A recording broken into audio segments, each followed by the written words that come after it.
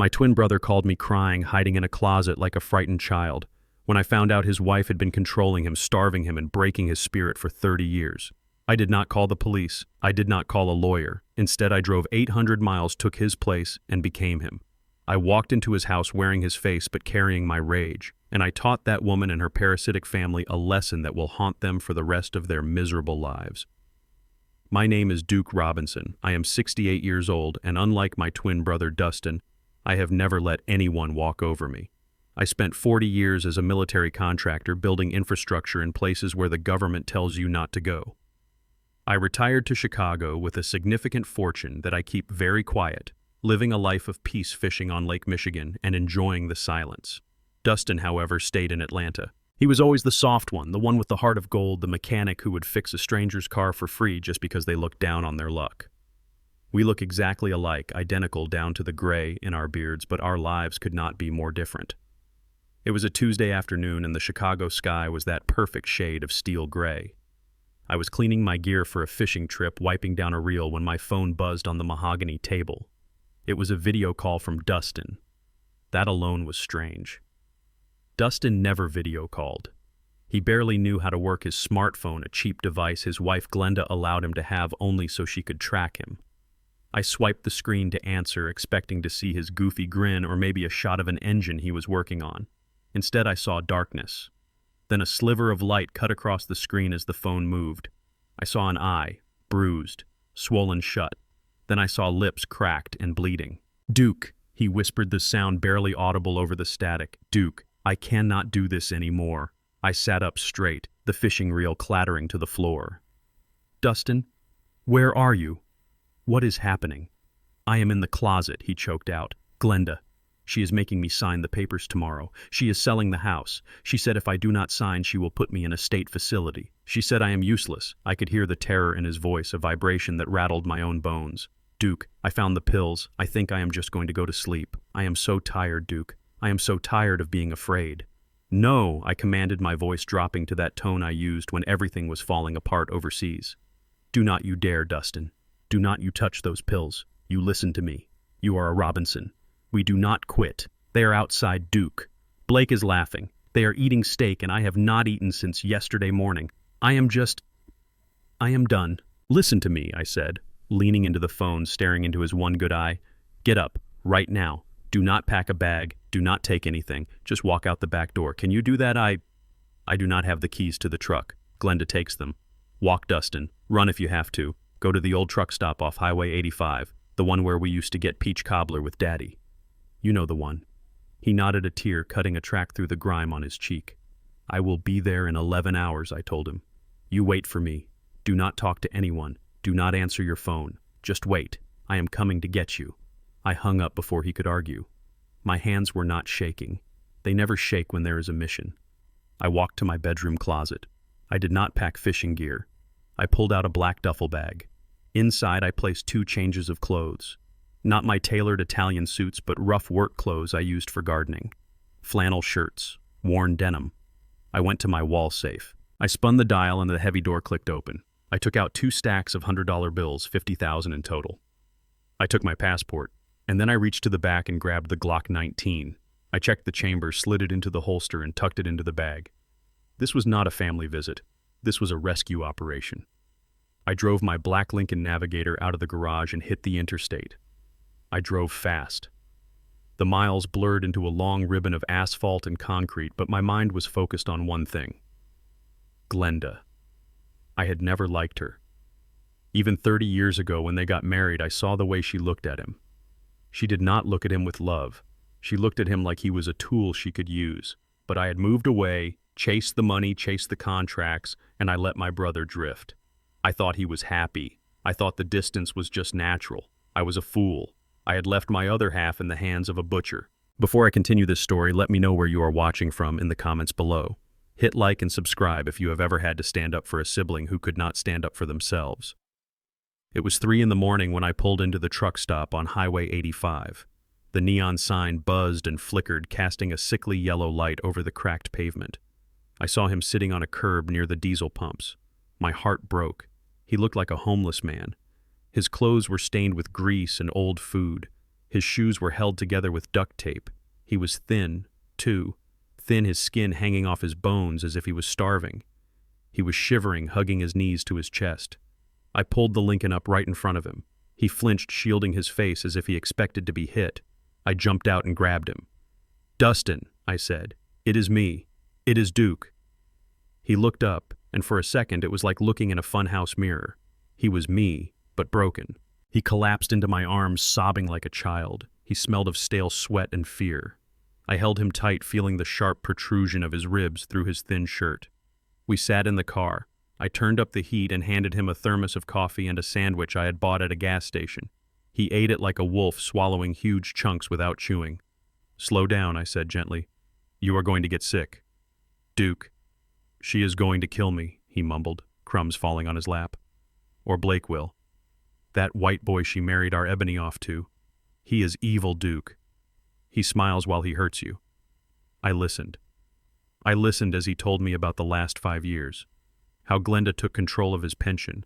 How they moved Blake and Ebony into the house. How Blake started calling him by his first name, then old man, then worse. How they made him sleep in the basement because his coughing annoyed them.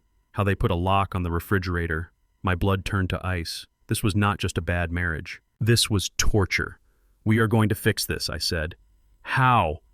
He looked at me with hopeless eyes. "They have the papers. The lawyer says I am incompetent." I reached into my bag and pulled out the clothes I had brought. "Put these on." He looked confused but obeyed. While he changed in the back seat, I took out a portable shaving kit. I looked in the rearview mirror. My beard was neatly trimmed, a sharp goatee. Dustin's was wild and unkempt. "I need you to shave," I said. "Clean it up. Make it look like mine." "Why?" "Because you are going on a vacation, Dustin." I handed him a black American Express card and the keys to the Lincoln. "I booked you a suite at the Ritz-Carlton in Buckhead under my name. You are going to go there. You are going to order room service. You are going to get a massage. You are going to sleep in a bed with sheets that cost more than Glenda's soul." He stared at the keys. "But what about you?" I looked at my reflection again. Then I took the razor and did something I had not done in 20 years. I shaved off my goatee. I roughed up my hair. I took off my cashmere sweater and put on the greasy, stained flannel shirt Dustin had just taken off. I put on his taped-up shoes. "I am going to Atlanta," I said. "I am going back to your house. No, Duke." He grabbed my arm. "They will hurt you. You do not know them. They do not know me." I replied, my voice hard. "They think they are dealing with Dustin Robinson, the man they broke. They are about to meet Duke Robinson, and I promise you, brother, they are going to regret the day they were born." It took an hour to convince him, but eventually he drove away, in my Lincoln tears streaming down his face, headed for safety. I stood in the parking lot of the truck stop, feeling the cold wind cut through the thin fabric of his shirt. I felt the holes in the shoes. I felt the shame he had carried every day. I got into his rusted, beat-up pickup truck. The engine coughed and sputtered before turning over. The cab smelled of mold. I gripped the steering wheel, my knuckles turning white. I drove the 40 minutes to his house. It was a modest brick ranch in a quiet suburb, the kind of place where people hide their secrets behind manicured lawns. I pulled into the driveway just as the sun was beginning to crest over the horizon. The house was dark. I walked to the back door just as Dustin had described. My key turned in the lock with a rusty scrape. I stepped into the kitchen. It smelled of stale grease and expensive perfume. The counters were cluttered with dirty dishes, empty wine bottles, and takeout containers. It was the mess of people who expected a servant to clean up after them. Suddenly, the hallway light flicked on. Glenda stood there. She was wearing a silk robe that looked brand new. Her hair was wrapped in a scarf. Her face was hard, the lines around her mouth etched deep with years of bitterness. She did not say hello. She did not ask where I had been all night. She did not ask if I was okay. She reached for a dirty, wet rag sitting on the counter and threw it. It slapped against my chest with a wet thud and fell to the floor. "Look who finally decided to come back," she hissed. "I thought you had finally done us a favor and walked into traffic." I stood there staring at her. My heart hammered against my ribs, not from fear, but from the effort it took not to cross the room and silence her. I forced my shoulders to slump. I lowered my head, mimicking the posture of my broken brother. Clean up this floor, Dustin, she spat.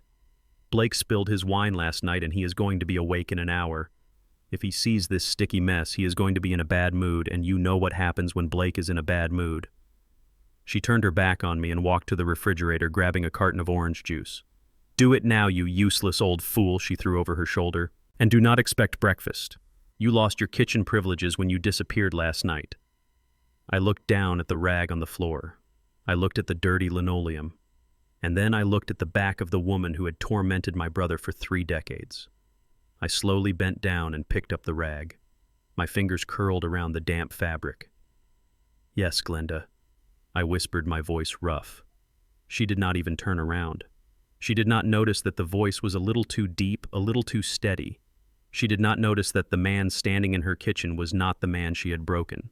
She thought she was kicking a dog. She had no idea she had just let a wolf into her home. I started wiping the floor, my movements slow and deliberate. With every swipe of the rag, I made a mental list. Glenda, Ebony, Blake. They had taken everything from Dustin, his dignity, his money, his peace. I was going to take it all back, and I was going to enjoy every single second of it. I finished the spot on the floor and stood up. Glenda was sitting at the kitchen table, now scrolling through her phone, ignoring me completely. The floor is clean, I said. Good, she muttered without looking up. Now go down to the basement and stay there until I call you. We have company coming for lunch, and I do not want you embarrassing us with your smell. I walked toward the basement door. I opened it and stared down into the darkness. A mattress on the concrete floor. A single light bulb. It was a dungeon. I stepped down into the dark, closing the door behind me. I sat on the edge of the moldy mattress and felt for the lump in my pocket, the burner phone I had bought at the truck stop, and the small, high-definition camera I had pinned to the collar of the flannel shirt. I pressed the record button. The game had begun. I waited in the dark for an hour, listening to the house wake up above me. I heard heavy footsteps that had to be Blake. I heard the high-pitched, complaining voice of my niece, Ebony. Where is my coffee? Ebony whined. Mom, did you tell the old man to wash my car? I need to go to the mall. He is in the basement, Glenda replied. He can wash it later. Let him rot down there for a bit. I clenched my fists in the darkness. My brother had sold his own truck 5 years ago to pay for Ebony's college tuition. He had walked to work for 3 years so she could have a future. And this was how she spoke of him. I stood up and paced the small cell. I needed to see the enemy face to face. I needed to know exactly what I was dealing with. The door at the top of the stairs opened. Light flooded down, blinding me for a second. Hey, old man, a voice boomed. It was a voice dripping with arrogance. I squinted up the stairs. A young white man stood there, shirtless, holding a mug of coffee. He had the soft body of someone who had never done a day of hard labor in his life, but he carried himself like he owned the world. Blake. Get your ass up here, Blake shouted. The toilet in the master bathroom is running again. Fix it! I walked up the stairs, keeping my head down, adopting the shuffle of a beaten man. As I reached the top, Blake didn't move out of the way. He stood in the doorway, forcing me to squeeze past him. He stuck out his foot. I saw it coming. A petty, childish trip. In my past life, I would have broken his knee before his foot touched my shin. But I had to be Dustin. I let my foot catch on his ankle. I stumbled, crashing into the door frame, my shoulder hitting the wood hard. Blake laughed, a cruel, barking sound. Watch your step, Dustin, he sneered, taking a sip of his coffee. You are getting clumsy in your old age. Do not make us put you in a home sooner than we planned. I gripped the doorframe to steady myself. I looked up at him just for a second. I let him see my eyes. Sorry, Blake, I muttered. He frowned just for a moment, as if he saw something in my gaze that didn't belong there, something dangerous. But then he shook his head, dismissing it. To him, I was just a piece of furniture that had learned to talk. Just fix the toilet, he said, turning away, and do not use the good towels. I watched him walk into the living room and flop onto the leather sofa, my brother's leather sofa. He put his feet up on the coffee table. I walked down the hall toward the bathroom. I passed the master bedroom. The door was open. I saw Glenda sitting at the vanity applying expensive cream to her face. I walked into the bathroom. The toilet was indeed running. A simple flapper valve issue. I fixed it in 10 seconds. Then I looked in the mirror. I saw my brother's face staring back at me. I saw the bruises around the eye. I saw the split lip. I touched the glass. I promise you, Dustin, I whispered. By the time I am done, they will wish the toilet was the only thing that was broken in this house. I walked back out to the kitchen. Glenda, Blake, and Ebony were sitting at the table now. They were eating pancakes, eggs, and bacon. The smell was intoxicating. My stomach rumbled. There was no plate set for me. I stood by the counter waiting. "What are you standing there for?" Ebony asked, her mouth full of food. "You're creeping me out." "I am hungry," I said. Glenda pointed to a small bowl on the floor near the back door. It was a dog bowl, but they didn't have a dog. "There are some leftovers from last night in there," she said, not even looking at me. "Eat that, and then get out in the yard. The grass needs cutting." I looked at the bowl. There was a cold, half-eaten piece of chicken bone and some soggy rice in it. I felt a cold rage settle in my chest, heavy and solid. This was not just abuse. This was dehumanization. They were trying to erase him. I walked over to the bowl. I picked it up. Blake snickered. "Look at him. He is actually going to eat it. Good boy, Dustin." I held the bowl in my hand. It was ceramic. Heavy. I turned to look at them. The three of them sitting there fat and happy, living off the sweat and blood of a man who was too good for this world. I walked toward the table. "What are you doing?" Glenda asked, her fork pausing halfway to her mouth. I stopped right next to Blake. I looked down at his plate. He had a large, juicy steak and eggs. He hadn't even touched the steak yet. "I am hungry," I repeated. And then I dropped the dog bowl. It shattered on the tile floor with a sound like a gunshot. The room went silent. Before Blake could react, I reached down, grabbed his steak with my bare hand, and picked it up. "Hey!" Blake shouted, jumping up. "Are you crazy?" I took a huge bite of the steak juice running down my chin. I chewed slowly, staring Blake right in the eyes. Glenda stood up, her face turning purple. "Spit that out! How dare you!" I swallowed the meat. It was delicious. I looked at Glenda.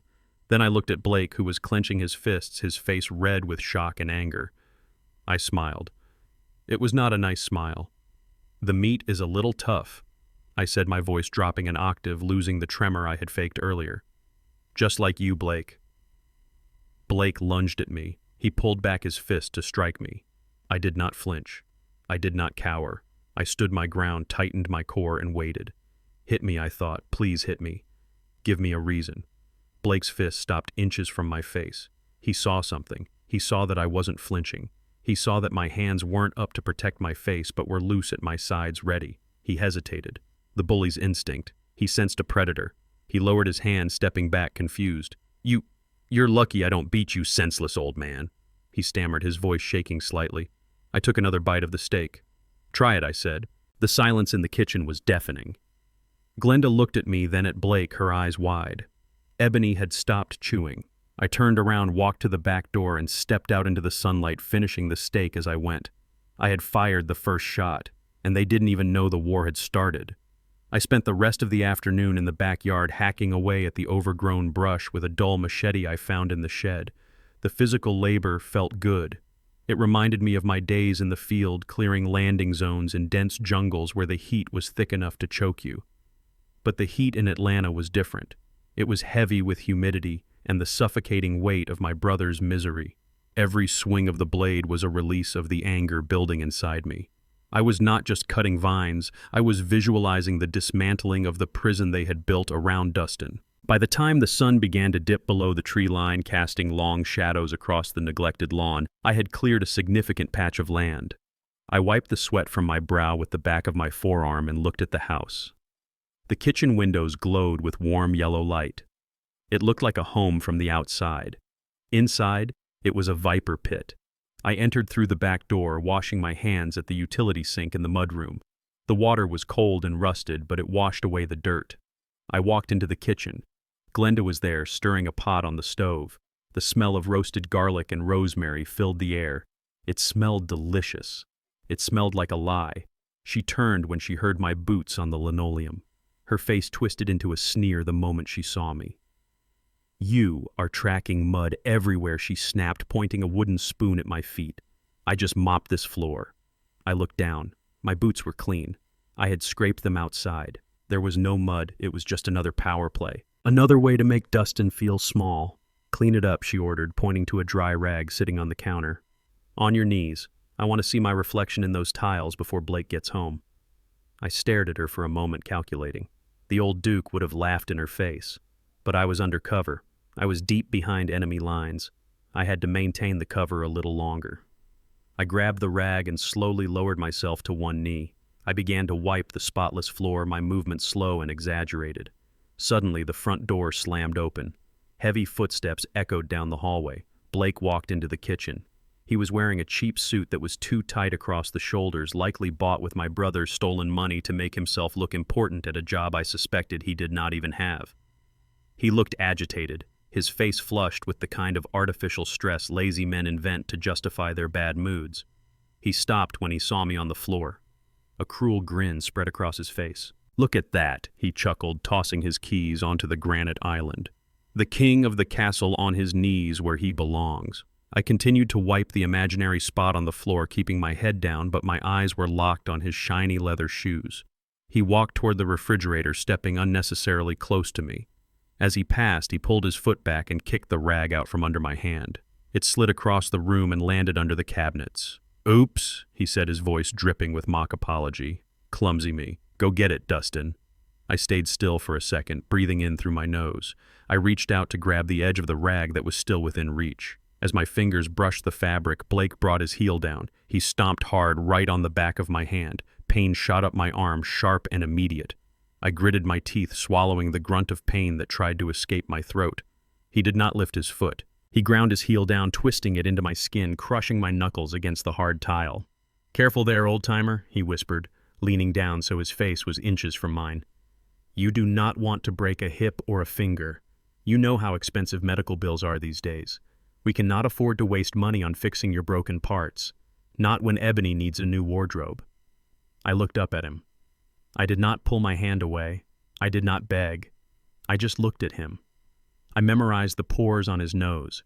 I memorized the smell of stale tobacco on his breath.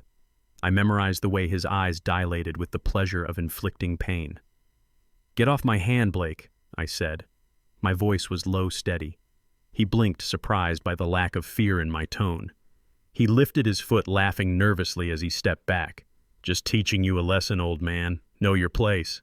He walked over to the fridge, grabbing a beer and popping the cap. Glenda laughed softly from the stove, a sound like dry leaves scraping on concrete. "Dinner is ready," she announced. "Go wash up, Blake." I stood up, flexing my throbbing hand. My knuckles were red and starting to swell, but nothing was broken. I had suffered worse. Much worse. I walked to the sink and ran cold water over my hand. "Sit down, Dustin," Glenda commanded, pointing to the small rickety table in the corner of the kitchen. Not the big dining table. That was for the family. This was the kid table, the servant table. I sat down. The wood of the chair groaned under my weight. Ebony walked in then. She was 30 years old, but she still carried herself like a petulant teenager. She was glued to her phone, her thumbs flying across the screen. She didn't even look up as she sat at the main table. "Is the food ready?" she asked without greeting anyone. "I am starving. Shopping is exhausting." Glenda began to serve the plates.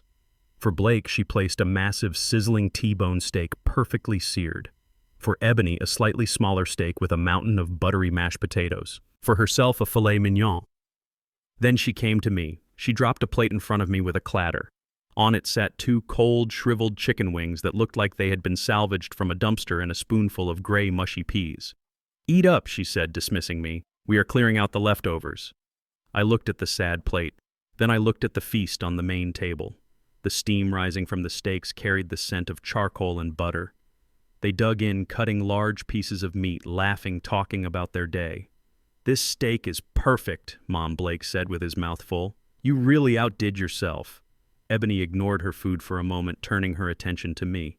She looked at me with an expression of pure annoyance, as if my mere existence was an inconvenience to her digestion. "Dad, did you sign those papers yet?" she asked, pointing her fork at me. "What papers?" I asked, my voice flat. "The power of attorney papers." She huffed, rolling her eyes. "The dealership called me today. They have that white Range Rover I want, but they cannot hold it past Monday. I need the down payment." "You have a car," I said. "A perfectly good car that Dustin had bought her 2 years ago." "It is 2 years old, Dad," she groaned. It is embarrassing. Everyone at the yoga studio has the new model. I look like a pauper. Do you want me to look like a failure? I looked at her. My brother's daughter. He had bounced her on his knee. He had taught her to ride a bike. He had sacrificed his own comfort to give her everything she asked for.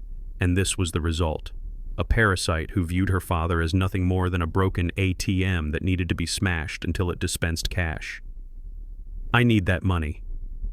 Ebony continued, her voice rising to a whine. Just sign the stupid papers. You are not using the money anyway. You just sit around here all day doing nothing. She turned back to her steak, slicing into it with entitlement. I looked down at my cold chicken wings. I felt the hunger gnawing at my stomach, but more than hunger, I felt the injustice burning in my gut like a coal. I stood up. The chair scraped loudly against the floor. The sound cut through their chatter. They all stopped eating and looked at me. "Where are you going?" Glenda asked sharply.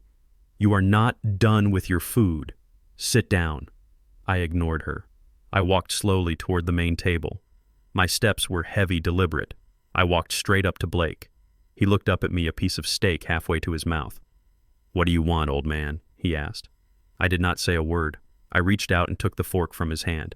He was too stunned to resist. I placed the fork on the table. Then I reached down and picked up his plate. The steak was huge, juicy pink in the center. The potatoes were steaming. "Hey," Blake shouted, starting to rise. "That is my dinner." I looked at him. I did not blink. I did not flinch. "Sit down," I said. It was not a request. It was an order. The kind of order you give to a soldier who is about to make a fatal mistake. The kind of order that brooks no argument. Blake froze.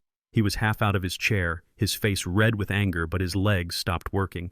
He saw something in my face. He saw the Duke Robinson who had stared down warlords. He saw the man who had survived things that would make him wet his pants. He sat down slowly, confused by his own fear. I took the plate. I walked back to my small, rickety table. I swept the plate of cold chicken wings onto the floor with the back of my hand. The ceramic shattered. The peas splattered across the linoleum. Glenda screamed. "Have you lost your mind? Look at this mess." I sat down. I placed Blake's steak in front of me. I picked up my knife and fork. I cut a large piece of the meat. I put it in my mouth. I chewed slowly, savoring the flavor, savoring the silence that had fallen over the room. It was the best steak I had ever tasted. You cannot do that," Ebony stammered, looking from me to Blake. "Mom, do something. He is crazy." Glenda was shaking. Her face was a mask of fury. "You are going to pay for those plates, Dustin. You are going to pay for every single thing you break. Get out of my kitchen. Get out right now." I swallowed. I took another bite. I did not look at her. I continued to eat, methodically dismantling the steak piece by piece. Blake stood up again. His shock was wearing off, replaced by the humiliation of having his food taken by an old man. He grabbed the steak knife from beside his empty placemat. His knuckles were white. "Give me back my plate," he growled, stepping toward me. "Right now, or I swear to God I will make you regret it." I stopped chewing. I placed my fork down gently. I turned in my chair to face him. I still held the steak knife in my right hand. It was a heavy, serrated blade with a wooden handle. I looked at the knife in his hand, then I looked at his eyes.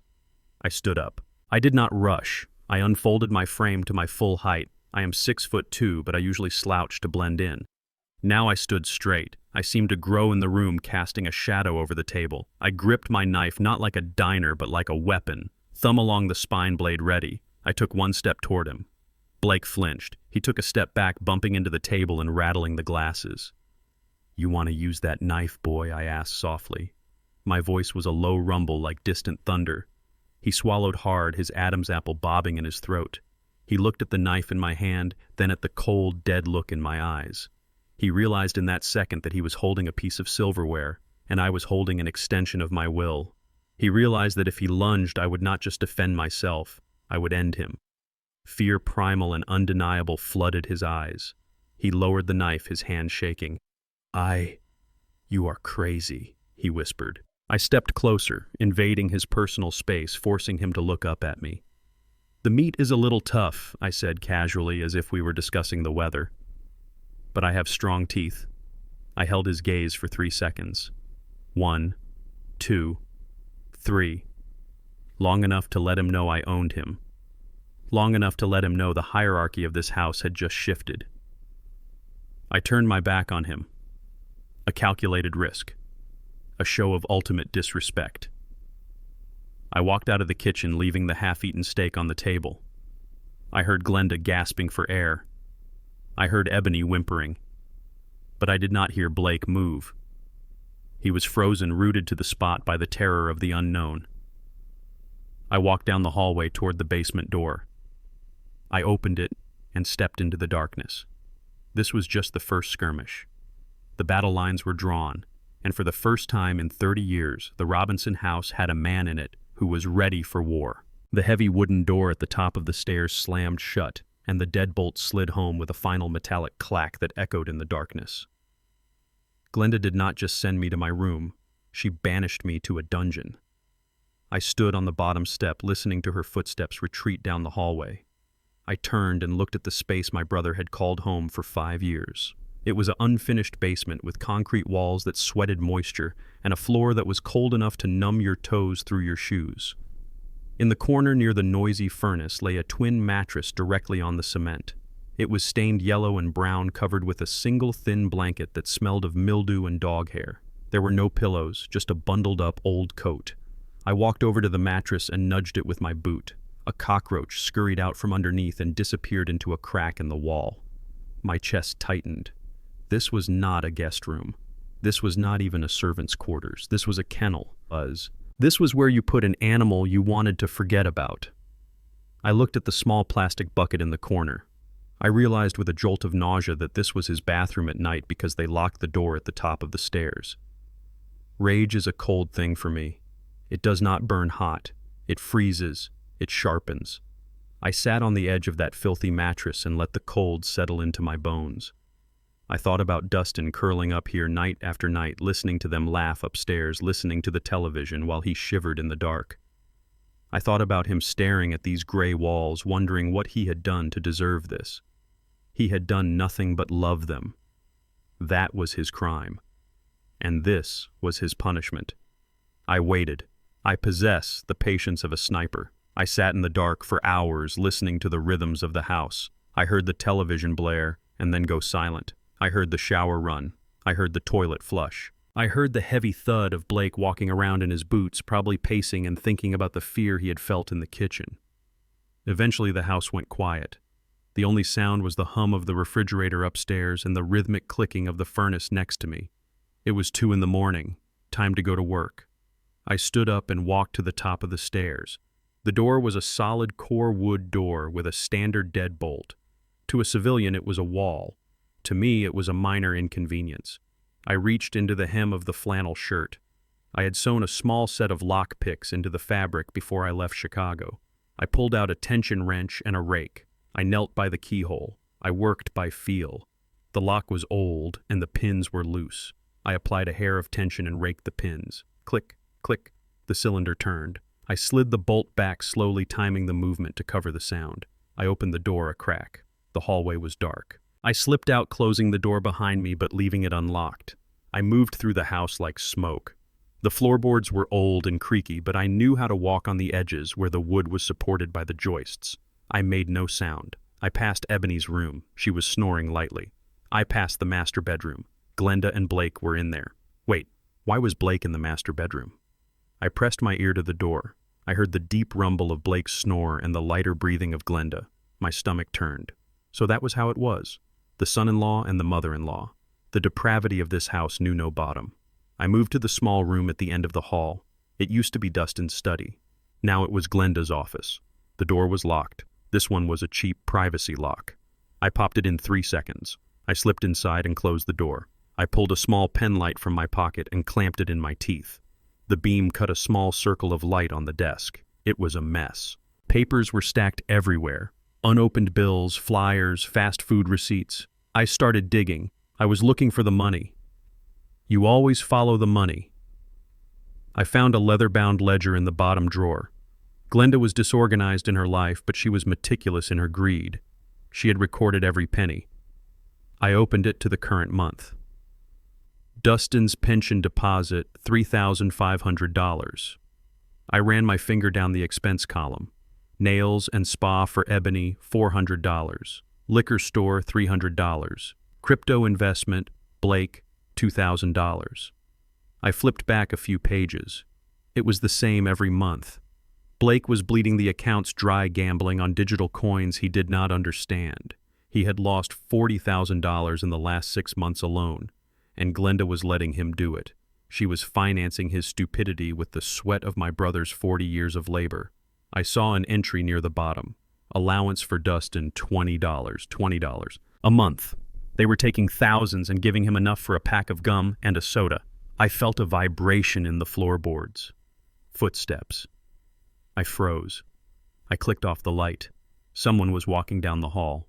The steps were heavy but soft. Bare feet. They stopped right outside the office door. I held my breath. I did not move a muscle.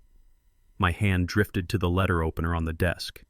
It was dull, but it would go through an eye socket if I pushed hard enough. The doorknob rattled.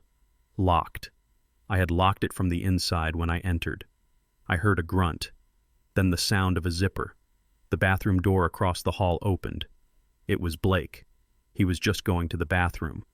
I waited. I heard the flush. I heard the water run for a second. Then the footsteps returned to the master bedroom.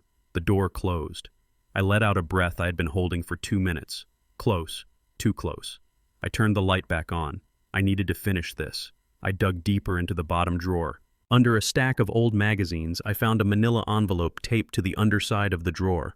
It was hidden well. I ripped it open. Inside was a single document, a life insurance policy. I scanned it. It was new. Dated only 3 months ago. It insured the life of Dustin Robinson for $500,000. The premium was high because of his age, but it was paid up for the year. I looked at the beneficiary line. It was not Glenda. It was not Ebony. It was Blake. I stared at the name. Blake Thomas. Listed as son-in-law.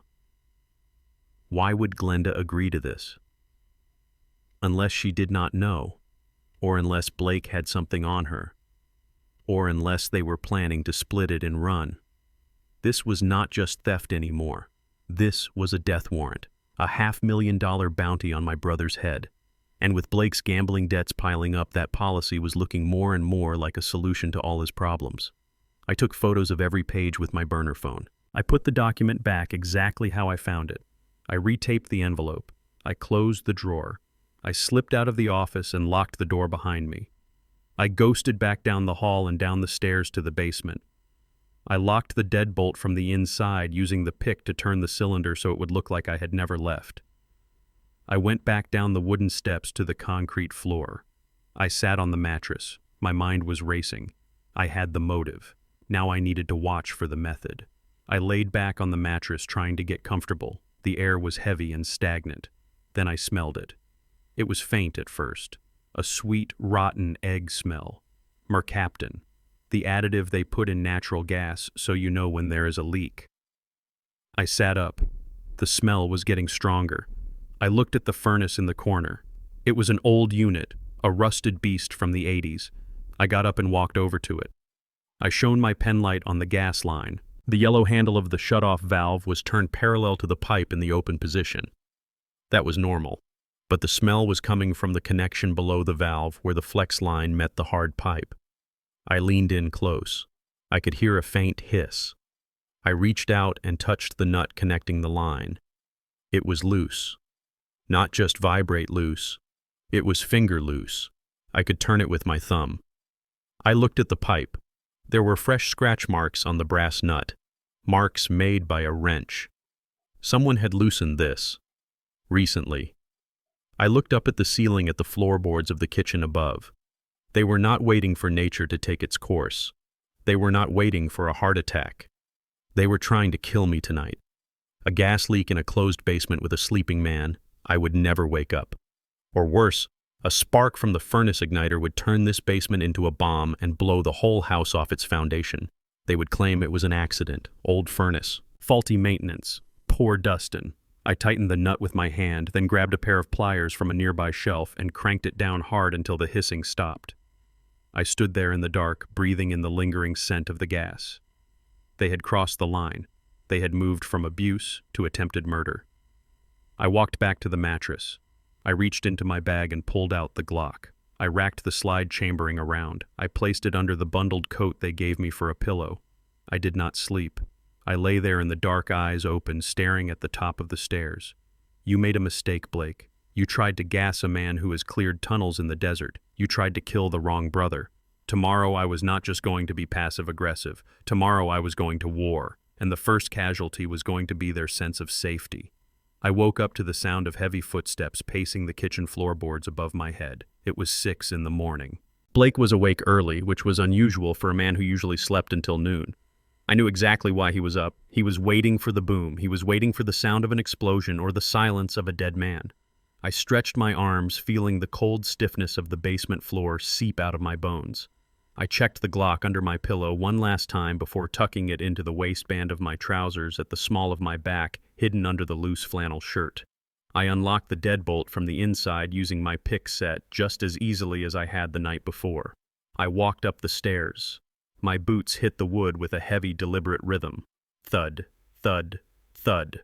I opened the door to the kitchen. Blake was standing by the coffee maker, his hand shaking as he poured water into the reservoir. He jumped when the door opened, spinning around so fast he splashed water onto the counter. His face was pale, his eyes wide and bloodshot. He looked like he had seen a ghost. In a way, he had. He was looking at the man he thought he had murdered last night. "Good morning, Blake," I said. My voice was gravel and smoke.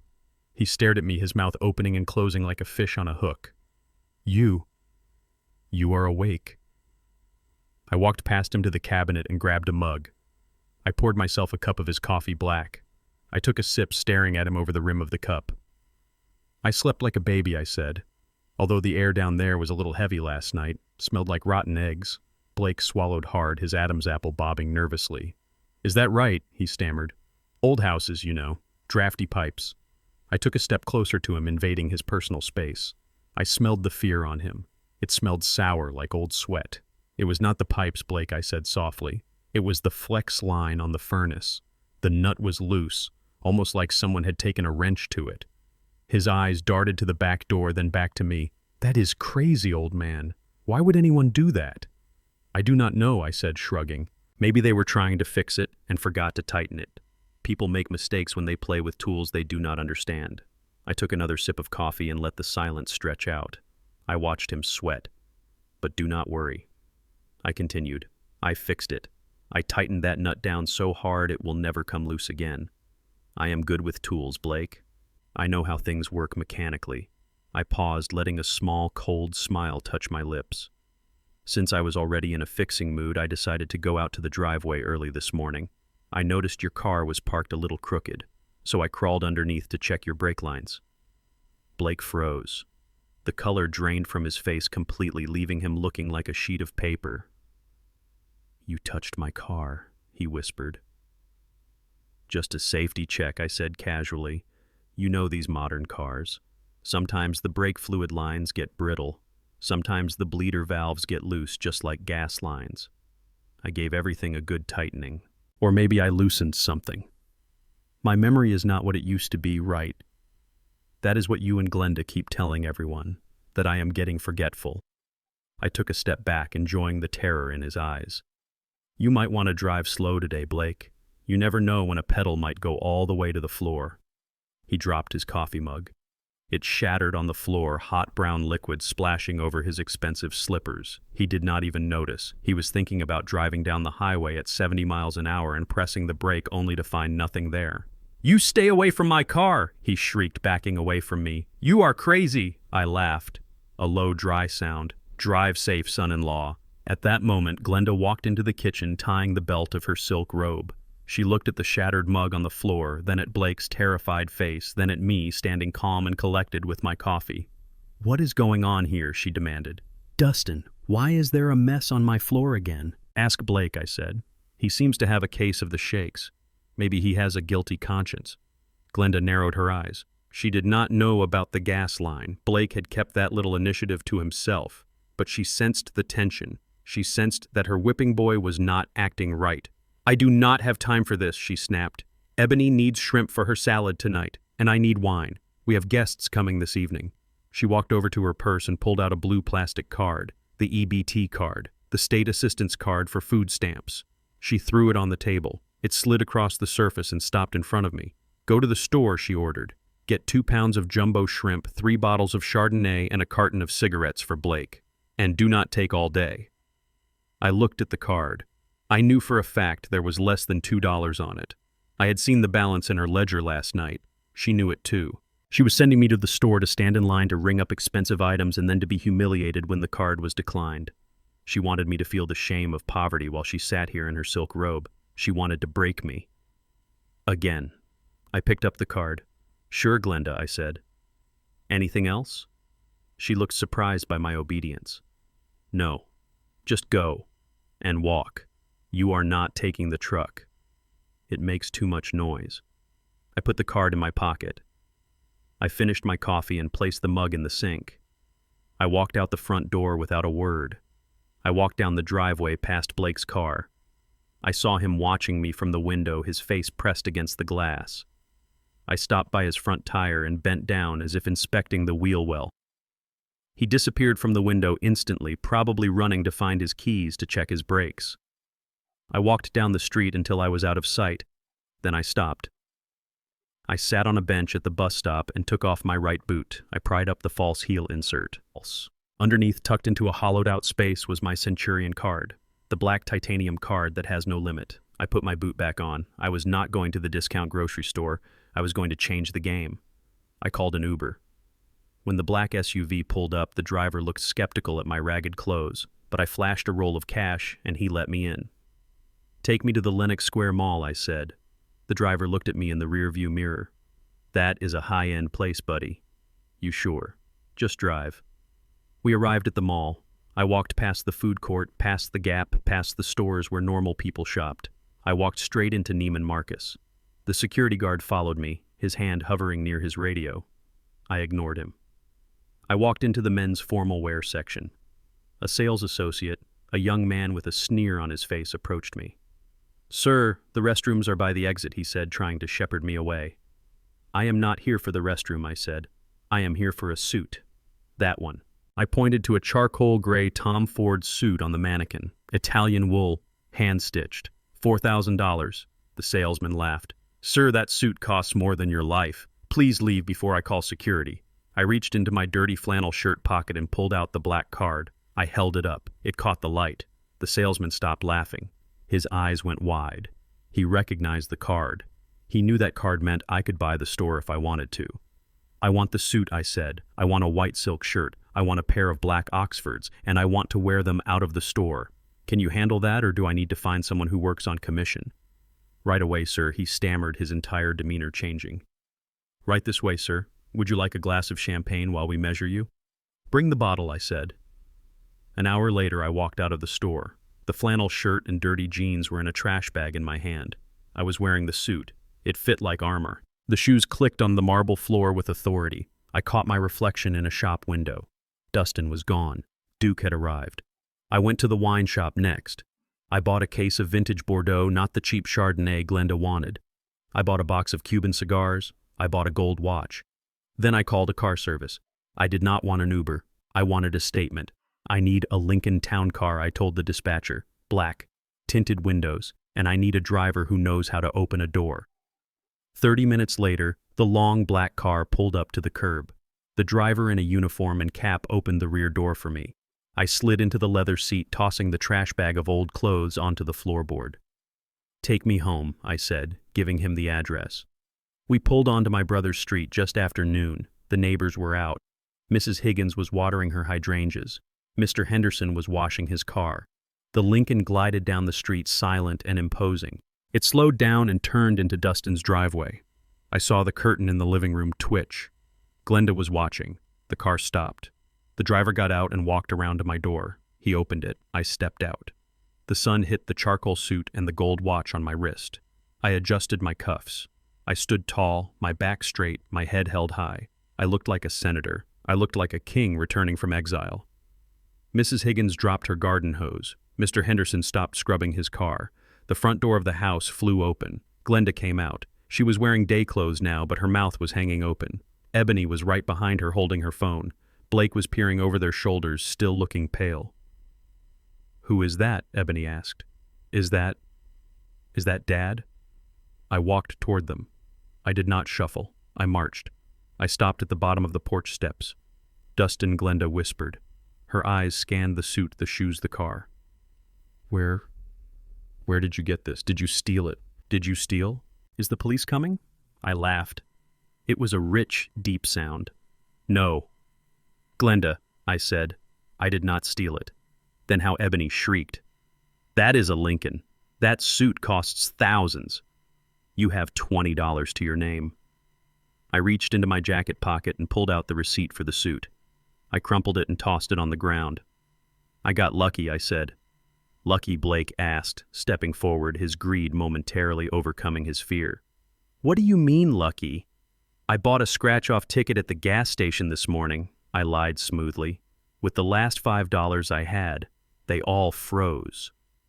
The air in the yard seemed to get sucked away, replaced by a vacuum of pure avarice. I could see the gears turning in their heads. I could see the dollar signs flashing in their eyes. "How much?" Glenda asked, her voice trembling. "How much did you win, Dustin?" I smiled. I looked at the house, then at the car, then at them. "Enough," I said. "Enough to buy a new life." I signaled the driver. He opened the trunk and took out the case of wine. "Put it in the kitchen," I told him. I walked up the stairs past my stunned family. I patted Blake on the cheek. "Do not worry about the shrimp," I said. "We are eating steak tonight. Real steak." I walked into the house, leaving them standing in the driveway, staring at the black car like it was a chariot sent from heaven. The bait was taken.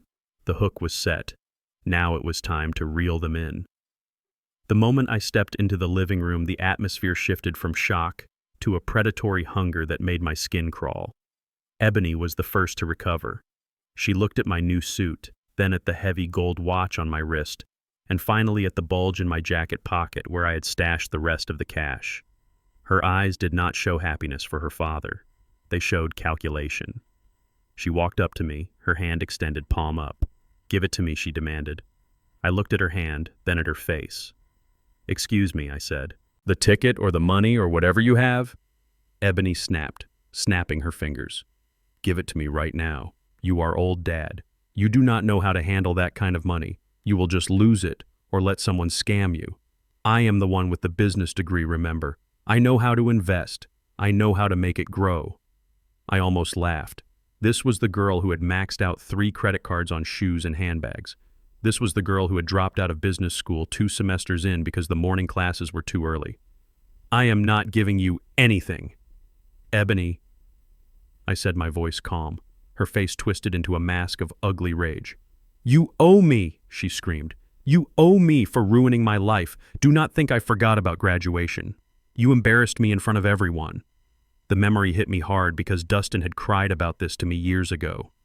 He had sold his 1970 Ford F-100 pickup truck. It was the only thing of value. He owned a truck he had restored with his own grease-stained hands for 10 years.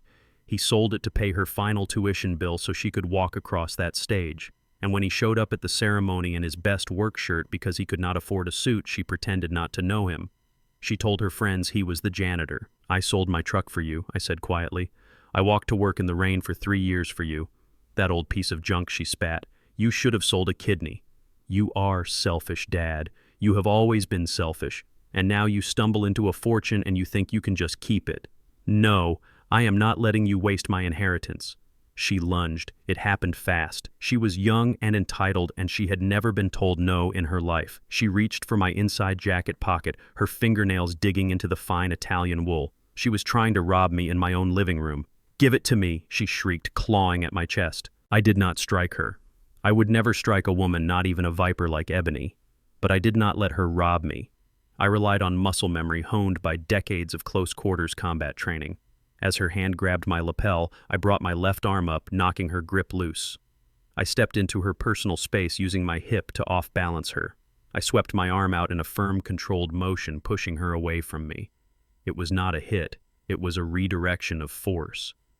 Ebony stumbled backward. Her heels caught on the edge of the rug. She flailed her arms trying to find purchase but found only air. She landed on the plush leather sofa with a soft thud. She was not hurt. She had fallen onto soft cushions, but her pride was shattered. She sat there for a second blinking in disbelief. Then she looked at me and I saw the idea form in her eyes. It was a malicious spark. She let out a scream that could have shattered glass. "He hit me!" she wailed, throwing herself back against the cushions and holding her face. "Oh my God, he hit me. My eye. I think he blinded me." Glenda, who had been watching from the kitchen doorway with greedy eyes, suddenly sprang into action. This was her moment. This was the excuse she needed to get me out of the house and keep the money she thought I had hidden. She ran to the phone on the wall. "I am calling the police," she yelled, her voice trembling with fake terror. "I knew you were violent. I knew you would snap one day. You are going to jail, Dustin, and I am going to take everything you have for pain and suffering." Blake was standing by the stairs recording everything on his phone, a smirk playing on his lips. "Say goodbye to the money, old man," he whispered. "Domestic abuse of an elderly man against his daughter. You are done." I stood in the center of the room adjusting my suit jacket. I did not run. I did not beg. I watched them perform their little play. Ebony was sobbing loudly now, though there were no tears. Glenda was screaming into the phone, giving the operator a terrifying description of a man who did not exist. "He is crazy," she shouted into the receiver. "He has a weapon. He just attacked my daughter. Please hurry before he kills us all." I walked over to the armchair and sat down. I crossed my legs. I waited. 10 minutes later, the sirens wailed down the street. Blue and red lights flashed through the front window, illuminating the faces of my betrayers. 2 officers burst through the front door, hands on their holsters. "Police hands where I can see them," one officer shouted. Ebony let out a fresh wail. "He is there," she pointed a shaking finger at me. "He threw me across the room. He punched me. Look at my face." The officers looked at me. They saw an older black man in an expensive suit sitting calmly in a chair. They looked at Ebony, who had no marks on her face. They looked at Glenda, who was hyperventilating on cue. "Sir, stand up slowly," the officer commanded. I stood up. I raised my hands slowly, showing my palms. "Officers," I said, my voice steady and deep. "I am unarmed, and I did not touch her." "Liar," Glenda screamed. "He is a monster. He came home ranting about winning the lottery, and when my daughter asked to see the ticket, he attacked her. Take him away." The officer approached me, handcuffs ready. "Sir, we are going to have to take you in. We can sort this out at the station." I looked the officer in the eye. His name tag read Sergeant Miller. "Sergeant, before you put those cuffs on me, I think you should see something," I said. "What is it?" Miller asked, pausing. I reached up to my collar slowly. I unbuttoned the top button of my dress shirt. It looked like a standard black button, but it was a high-definition, wide-angle lens. I tapped the small device hidden behind my lapel. "I synced this to my phone in the car," I said, pulling my burner phone from my pocket. I pressed play and held the screen up for the sergeant to see. The video was crystal clear. It showed Ebony lunging at me, clawing at my jacket, screaming about her inheritance. It showed me stepping back, blocking her hand and pushing her gently away. It showed her tripping over her own feet and landing softly on the sofa. And then it showed her looking directly at the camera she did not know existed and deciding to scream that I had hit her. The audio was perfect. Every greedy word, every lie, every threat. Sergeant Miller watched the video. Then he watched it again. His face hardened. He looked over at Ebony, who had stopped crying and was now staring at the phone with wide, terrified eyes. He looked at Glenda, who had gone pale. "Ma'am," the sergeant said, turning to Glenda, his voice cold, "filing a false police report is a crime. Attempting to frame someone for assault is a serious offense." But Glenda stammered, He must have edited it. Dustin does not know how to use cameras. He can barely use a flip phone." I stepped forward. "Dustin learned a few new tricks," I said. I looked at Glenda. I let her see the intelligence in my eyes, the sharpness that Dustin never had. I let her see the predator. She took a step back, fear replacing the greed in her eyes. She looked at the camera button, then at the phone, then at me. She realized in that moment that something was wrong. This was not the man she had bullied for 30 years. This was not the man she locked in the basement. "Who are you?" she whispered so low, only I could hear. "I am the man who is done playing games, Glenda," I replied. The officers issued a warning. a stern official warning that went on the permanent record. If they were called back to this house for a false report again, someone was going to jail in handcuffs, and it would not be me. They left, leaving a silence in the house that was heavier than lead. Ebony ran to her room, slamming the door. Blake disappeared into the garage. Glenda stood in the hallway staring at me. She looked small. I walked past her, bumping her shoulder with mine. "I am going to take a nap," I said. "In the master bedroom. Do not wake me up." I walked into the room she shared with Blake. I swept Blake's cologne bottles off the dresser with one arm, sending them crashing to the floor. I locked the door. I lay down on the bed my brother had paid for but had not slept in for 5 years. I closed my eyes, but I did not sleep. I listened. I listened to them whispering in the kitchen. They were scared. Good. Fear makes people make mistakes, and I was counting on them making a big one. The lottery lie had worked. The camera had worked. Now it was time to turn up the heat. The morning sun filtered through the blinds of the master bedroom where I had slept the sleep of the righteous. I stretched my limbs, feeling the luxury of the high thread count sheets my brother had paid for but never enjoyed. The house was quiet, too quiet. The screaming match from yesterday had died down, leaving a heavy, suffocating tension in the air. I unlocked the door and walked into the hallway. The smell of bacon and fresh coffee hit me. It was not the cheap stuff. It was the good coffee. I walked into the kitchen. Glenda was standing at the stove flipping pancakes. She turned when I entered and smiled. It was a terrifying sight. The corners of her mouth turned up, but her eyes remained cold and reptilian. "Good morning, Dustin," she said, her voice dripping with artificial sweetness. "I made your favorites. Blueberry pancakes and crispy bacon. Sit down, honey." Honey.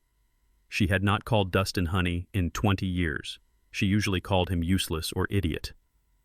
I sat down at the main table, not the small rickety one in the corner. She placed a plate in front of me. It was piled high with food. She poured me coffee. She touched my shoulder, a lingering caress that made my skin crawl. "I am so sorry about yesterday," she whispered. "We were just so shocked about the lottery ticket. We overreacted. You know how stress gets to me." I cut a piece of pancake. I chewed slowly, watching her. I knew this tactic. When the stick fails, use the carrot. When intimidation fails, use manipulation. "It is okay, Glenda." I lied. "I understand." She sat down across from me, clasping her hands together. "I was thinking, Dustin, you have been acting so different lately. The lottery win, the aggression, the confusion. I think the excitement was too much for you. I am worried about your blood pressure. I am worried about your heart." "I am fine," I said, taking a sip of coffee. "I know you think you are," she continued, her voice lowering to a conspiratorial whisper. "But Blake has a friend, a very good doctor named Dr. Davis. He specializes in geriatric stress. He agreed to see you this morning, just for a checkup, just to make sure you are okay to handle all this new money." I paused with the fork halfway to my mouth. Dr. Davis, I knew that name.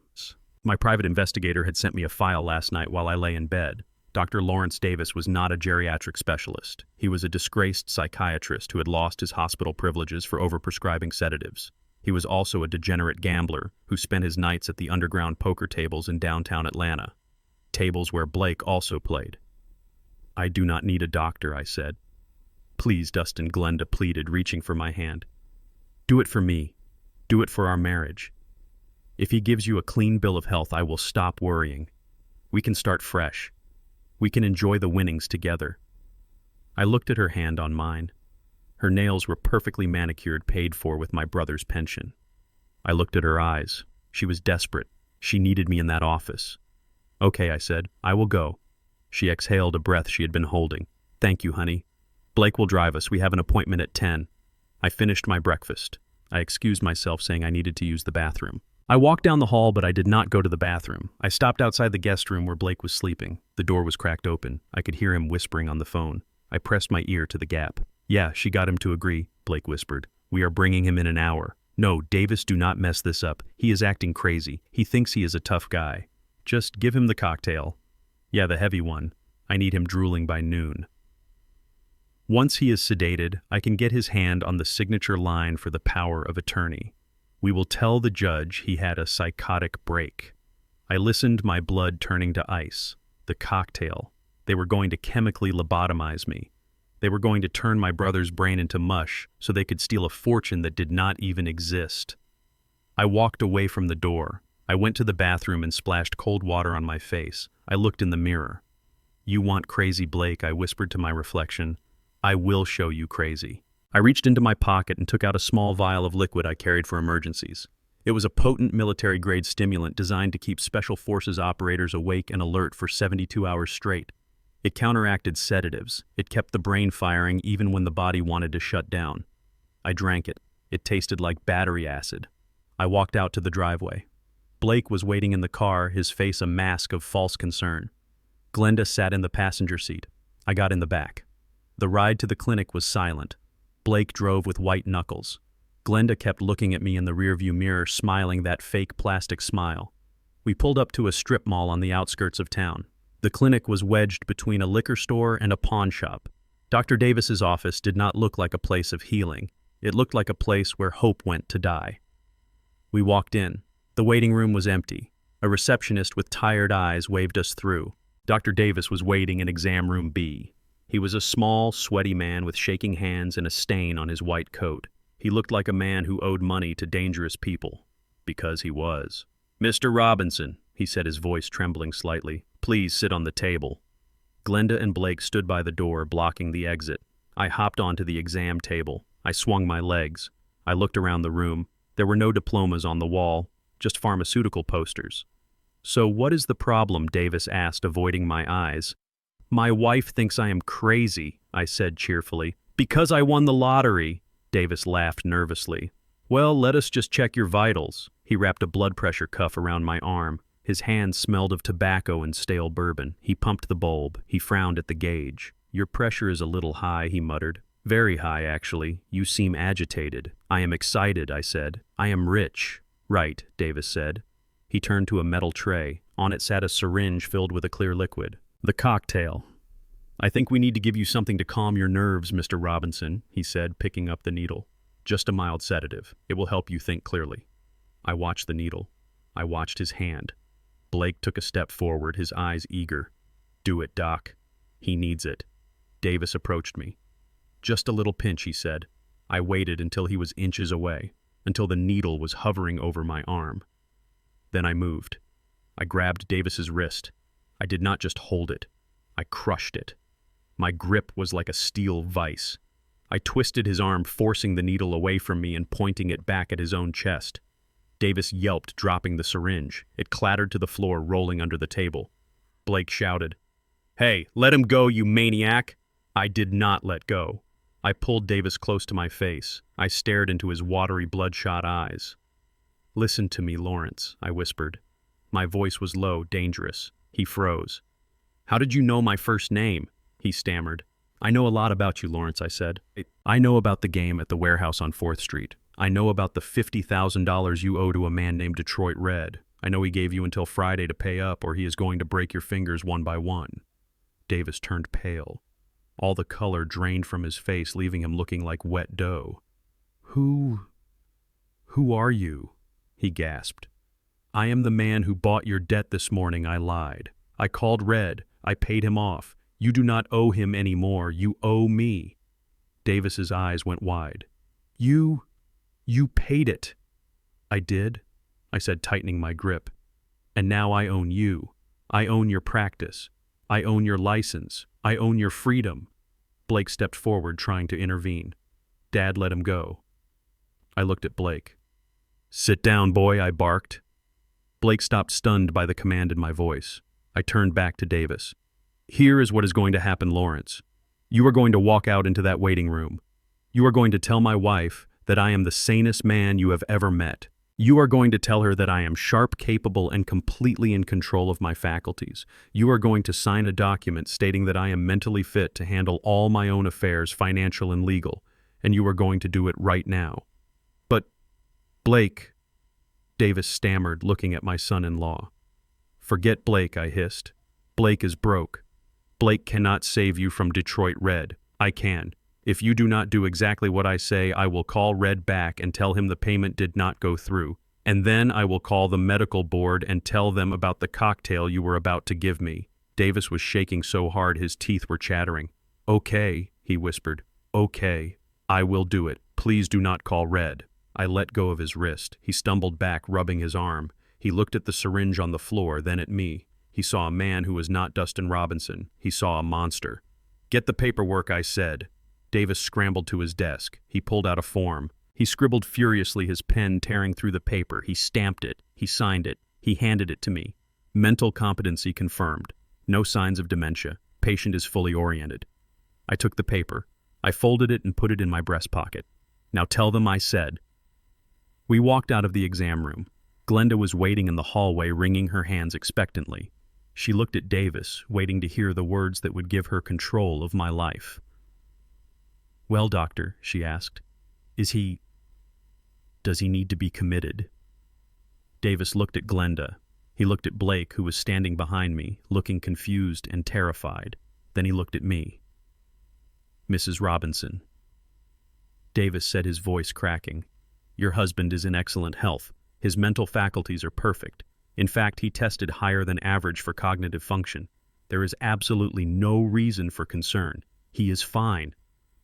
Glenda's jaw dropped. What she screeched. That is impossible. He hallucinates.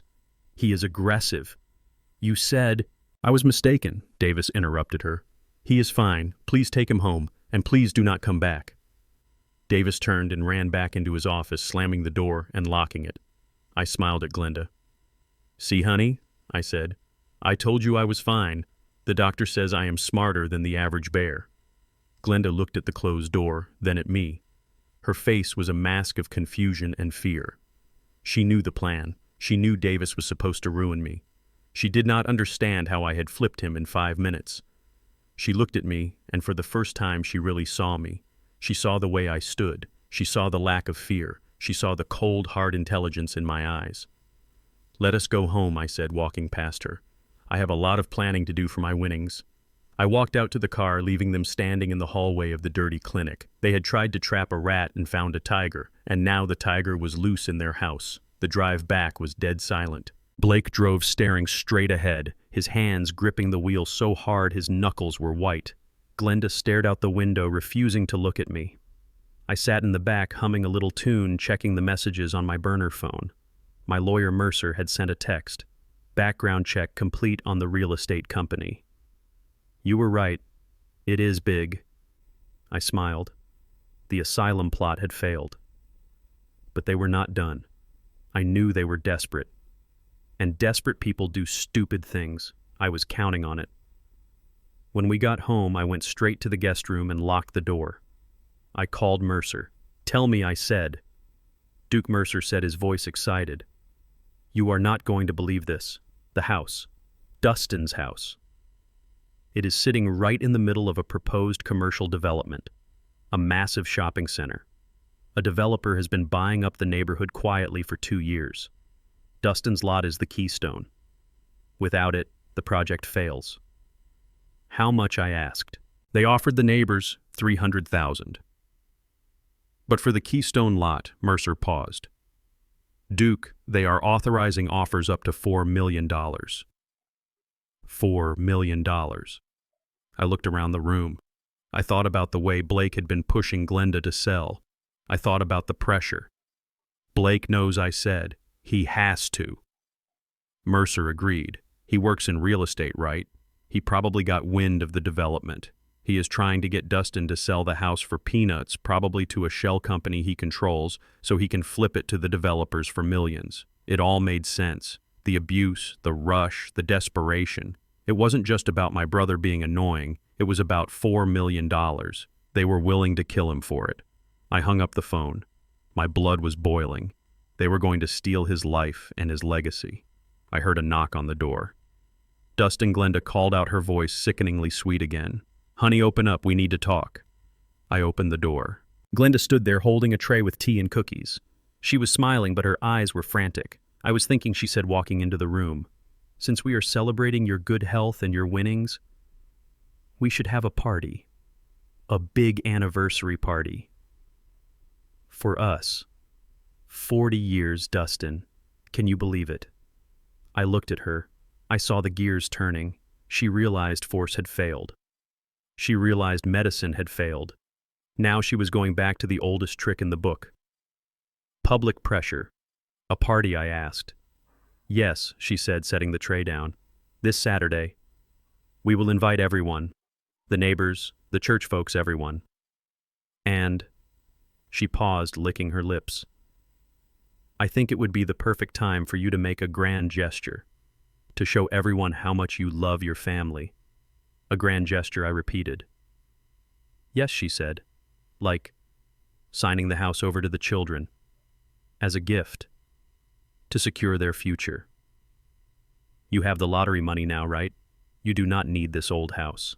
Imagine how good you will look in front of the pastor, in front of everyone, the generous patriarch. I smiled.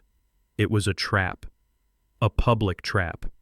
She wanted to corner me in front of 100 witnesses and shame me into signing the deed. That sounds wonderful, Glenda, I said. Let us do it. She blinked, surprised it was this easy. Really? Really, I said. A big party. Invite everyone, especially Blake's boss, and the pastor. I want everyone to see what I am going to do. She beamed. Oh, Dustin, you are making me so happy. She ran out of the room to start making calls. I closed the door. I picked up my phone and called Dustin at the Ritz-Carlton. Brother, I said, get a haircut, buy a suit. You are coming home on Saturday, and you are going to be the star of the show. I hung up. Saturday was going to be Judgment Day, and I was going to bring the fire. The week leading up to the anniversary party was a blur of frantic activity, orchestrated by a woman who believed she had finally won. Glenda was in her element. She moved through the house like a general marshalling troops barking orders at florists and caterers on the phone while simultaneously playing the role of the blushing bride to be celebrated. She spent thousands of dollars my brother did not have on decorations, flowers, and a tent for the backyard. She told everyone who would listen that Dustin wanted to do this, that Dustin wanted to celebrate their 40 years of love with a grand gesture. I watched her from the shadows of the living room, my eyes following her every move. She was not planning a party. She was planning a public execution of my brother's ownership rights. She had invited everyone, the neighbors who had heard them screaming for years, the deacon from the church who thought Glenda was a saint, even Blake's boss from the real estate firm, a man named Mr. Henderson, was coming. Dustin, she said to me on Thursday evening, her eyes gleaming with a manic light. I wrote a little speech for you. Just a few lines. You know how you get tongue-tied in front of crowds. She handed me a piece of paper. I took it and read the script she had prepared. I, Dustin Robinson, want to thank my beautiful wife for 40 wonderful years. As a token of my eternal love and gratitude, I am signing the deed to our home over to her and our children today to secure their future and show my devotion. It was sickening. It was a confession signed under duress but disguised as a romantic gift. She wanted me to read this in front of 100 people. She knew that Dustin, the real Dustin, would never cause a scene. He would never embarrass her in front of the church folks. He would read the card. He would sign the paper. And he would sign away his life because he was too polite to say no. That is beautiful, Glenda, I said, folding the paper and putting it in my pocket. I will memorize it. She patted my cheek, her nails digging slightly into my skin. Good boy. Make sure you do. We do not want to ruin the moment, do we? The threat was clear. If I went off script, there would be consequences. But she did not know that the script I was following was written in a war room, not a kitchen. I went to the guest room and locked the door. It was time to make the call. I dialed the number for the Ritz-Carlton in Buckhead. Connect me to room 402, I said. A moment later, my brother's voice came on the line. He sounded different, stronger. Hello. Dustin, it is Duke. Hey, Duke, I did what you said. I got a haircut. I bought a suit. A blue one. Like you used to wear. Good, I said. How do you feel? I feel human, Duke. I ate a steak last night and nobody yelled at me. I slept until 10 this morning and nobody called me useless. It is weird. It is not weird, Dustin. It is life. It is the life you deserve. And it is the life you are going to fight for. He was silent for a moment. Are you sure about this Saturday thing? I am scared, Duke. Glenda, she has a way of looking at me. I freeze. You are not going to freeze, I told him, my voice firm, because you are not going alone. You are going to walk in there and you are going to see me standing right next to you. And you are going to see the look on her face when she realizes her power is gone. Okay, he whispered. Okay. I trust you. Be ready, I said. I will send a car for you at 5. Park down the street. Stay in the tinted windows until I text you. Do not let anyone see you. I hung up. The asset was ready. Now I needed the ammunition. I called Mercer, my lawyer. He picked up on the first ring. Duke, I have the papers drawn up, Mercer said. The divorce decree, the restraining orders, the fraud complaints. It is all ready to go. But I found something else, something big. What is it, I asked, sensing the tension in his voice.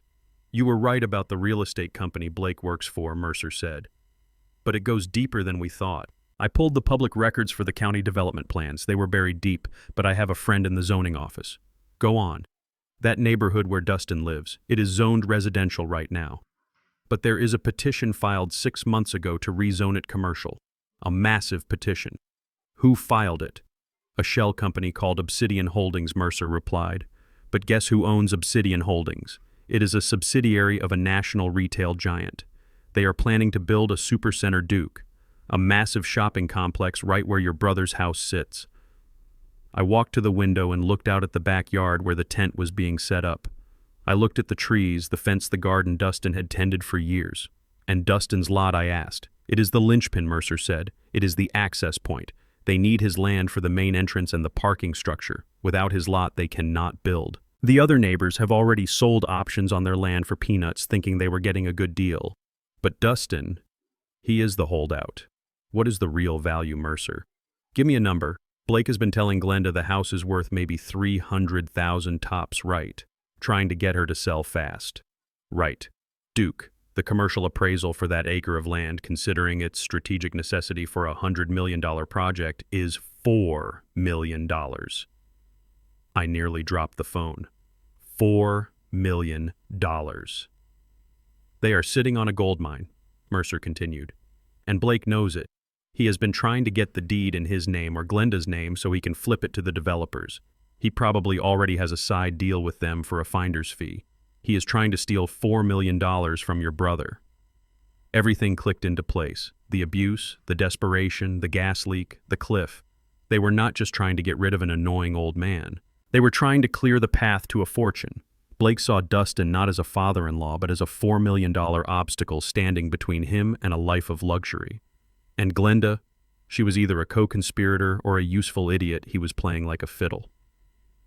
He is pushing for the signature on Saturday, I said, my voice cold. He wants the deed signed over before the zoning change goes public. Exactly, Mercer said. Once Glenda or Blake has the title, they sell it on Monday morning, and Dustin gets nothing. Bring the file, Mercer, I said. Bring everything. The zoning maps, the appraisal, the corporate ownership documents. I want to show them exactly what they tried to steal. I will be there, Duke, with bells on. I hung up the phone and stared out the window. The sun was setting, casting long red shadows across the lawn.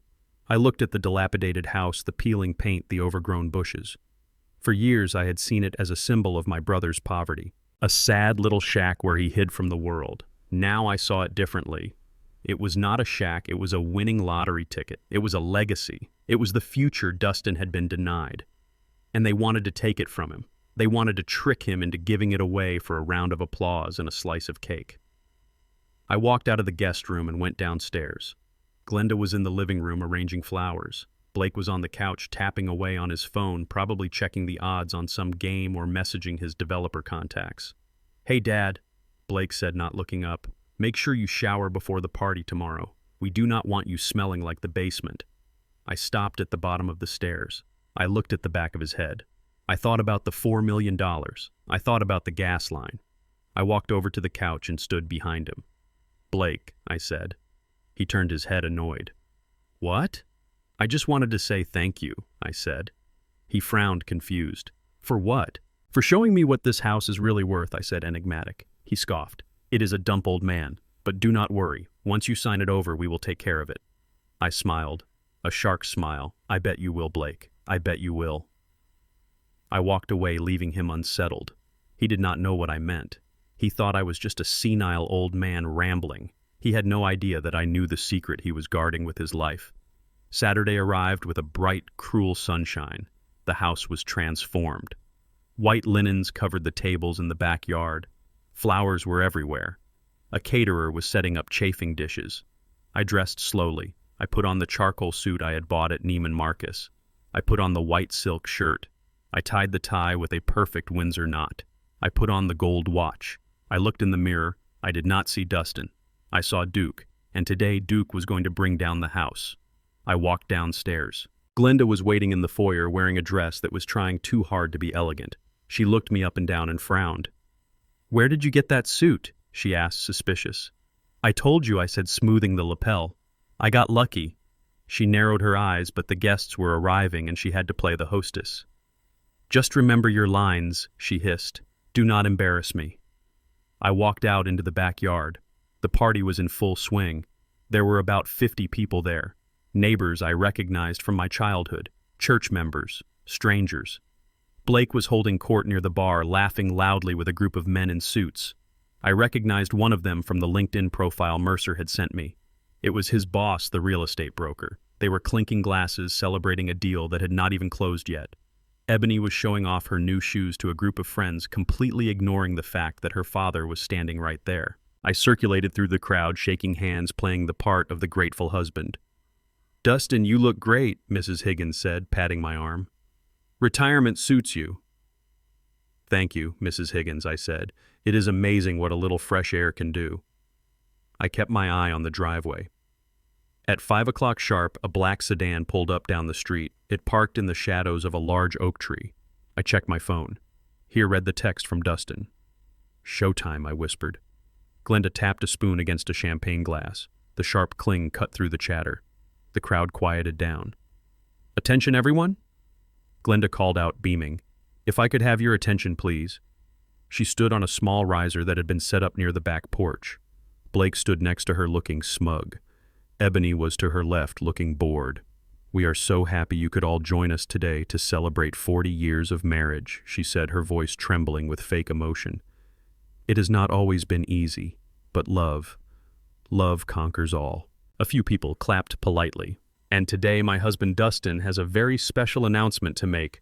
Glenda continued gesturing for me to join her, a gesture that will show just how committed he is to this family. I walked up the riser. I stood next to her. I looked out at the sea of faces. I saw the anticipation. I saw the judgment. Glenda handed me the microphone. Her hand was cold. "Read the card," she whispered through her frozen smile. I took the microphone. I reached into my pocket and pulled out the piece of paper she had given me. I unfolded it. I looked at it. Then I looked at Blake. He was grinning like a Cheshire cat. He thought he had won. He thought the $4 million was in the bag. I looked at the crowd. "My wife wants me to read this card," I said, my voice amplified by the speakers. "It says that I want to give her my house. It says that I want to sign over everything I own to her and my children to secure their future." Glenda nodded encouragingly. "Yes, honey, go on." I looked at the paper again. Then I slowly, deliberately crumpled it into a ball. I dropped the paper on the floor. "But I am not going to read that," I said, my voice dropping to a steel baritone. "Because that is a lie." The crowd gasped. Glenda's smile faltered. Blake's grin vanished. Instead, I continued. "I want to tell you a story about two brothers." I looked directly at Blake. "And a story about a snake," I added. Glenda reached for the microphone. "Dustin, what are you doing?" she hissed. "Stop this now." I pulled the mic away. "No, Glenda," I said loudly. "I am done stopping. I am done listening." I turned back to the crowd. "For 30 years I have lived in this house," I said. "I built this porch. I planted those trees. I worked every day to provide for this family. And for the last 5 years I have slept in the basement on a mattress that smells like mold while my son-in-law sleeps in my bed." Murmurs rippled through the crowd. People looked at each other confused and shocked. "You see, folks," I continued, walking to the edge of the riser. "My family thinks I am useless. They think I am stupid. They think I am a broken old man who can be bullied and tricked." I pointed a finger at Blake. "This man, my son-in-law, has been stealing from me for years. He has gambled away my pension. He has treated me like a dog in my own home." And do you know why he is here today? Do you know why he wants me to sign this deed?" Blake stepped forward, his face red. "Shut up, old man. You are drunk. Get him off the stage." I raised my voice, drowning him out. "He wants me to sign this deed because he knows a secret worth $4 million. The number hung in the air. $4 million. The crowd went silent instantly. "That is right," I said. "This house, this dirt we are standing on, it is not worth $300,000. It is worth $4 million to a commercial developer who needs it for a shopping mall. And Blake knows it. He has known it for months, and he was going to trick me into signing it over so he could sell it and keep every penny for himself." Liar Blake screamed, losing control. "You are lying. He is senile. Do not listen to him." I reached into my jacket pocket and pulled out a folded document. "This is the commercial appraisal," I said, holding it up, "dated 2 weeks ago, addressed to the firm Blake works for." I threw the papers into the crowd. They fluttered down like confetti. People grabbed them, reading the numbers pointing. "And this," I said, pulling out another document, "is a life insurance policy. $500,000 on my life, taken out 3 months ago. Beneficiary Blake Thomas."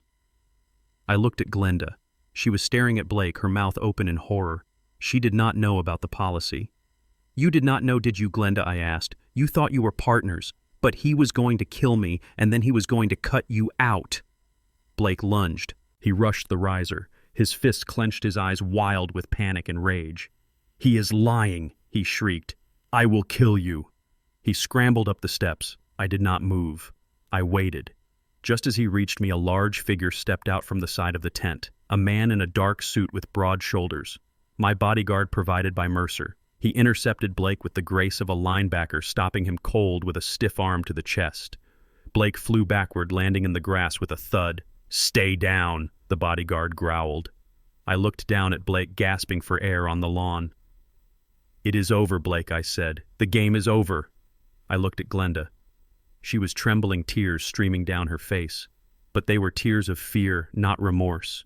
"And you," I said, "you let this happen. You let him treat me like an animal, because you were greedy, because you wanted the easy life.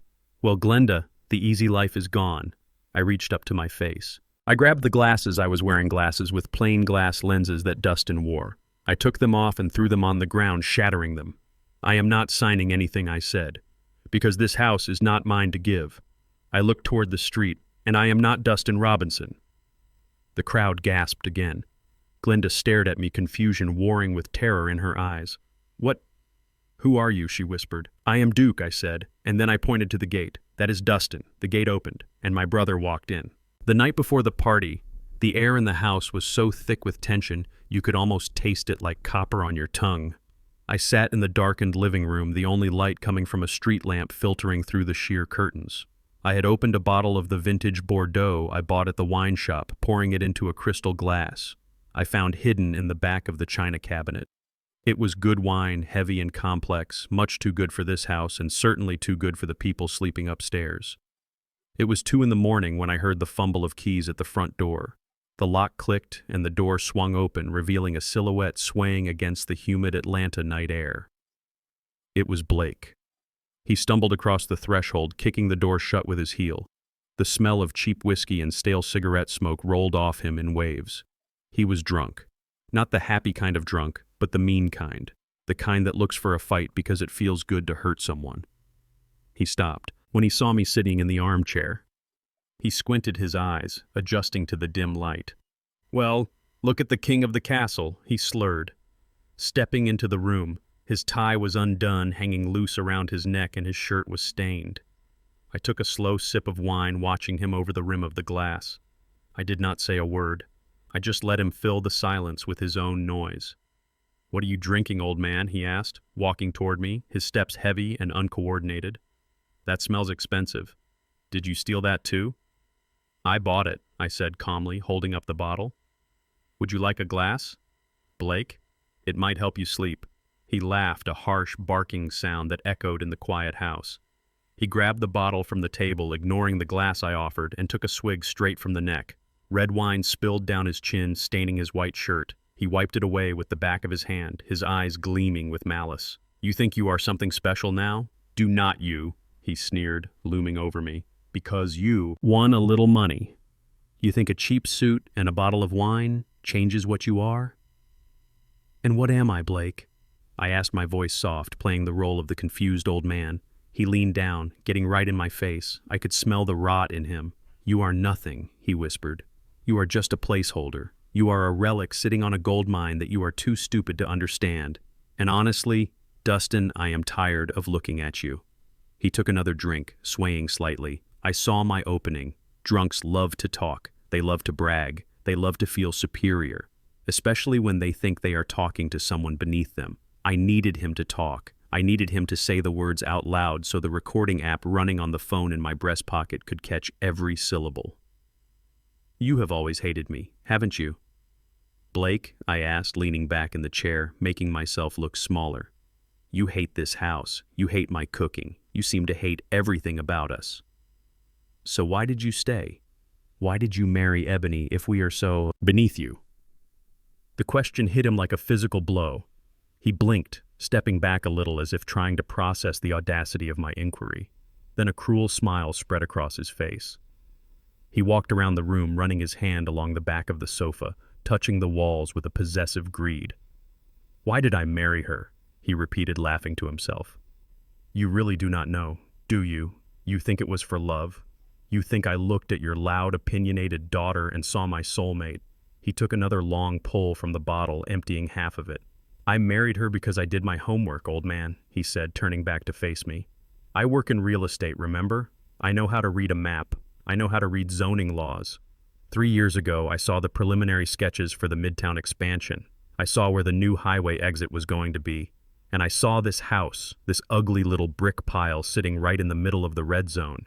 He walked back to me, his eyes wide with the excitement of his own brilliance. It is not about you, Dustin. It is never about you. It is about the dirt, this dirt we are standing on right now. It is the only access point for the new shopping center.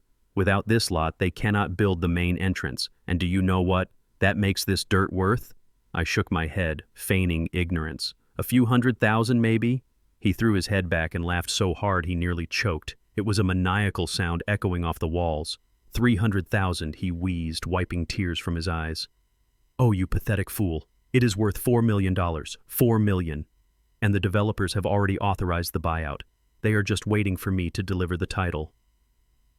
$4 million, I whispered, letting the shock play across my face even though I already knew. But Ebony does. She know. Blake sneered, his lip curling in disgust. Ebony does not know anything. She thinks we are broke. She thinks we are going to sell this place for peanuts, move to a condo, and live happily ever after. She is a useful idiot. Dustin. Just like her mother. My hands tightened on the armrests of the chair. It took every ounce of my discipline not to stand up and break his jaw right then and there. I had to remind myself that Duke Robinson was a strategist, not a brawler. I needed the rest of the confession. So what is the plan, Blake? I asked, pouring more bait into the water. You sell the house, and then what? You and Ebony live like kings.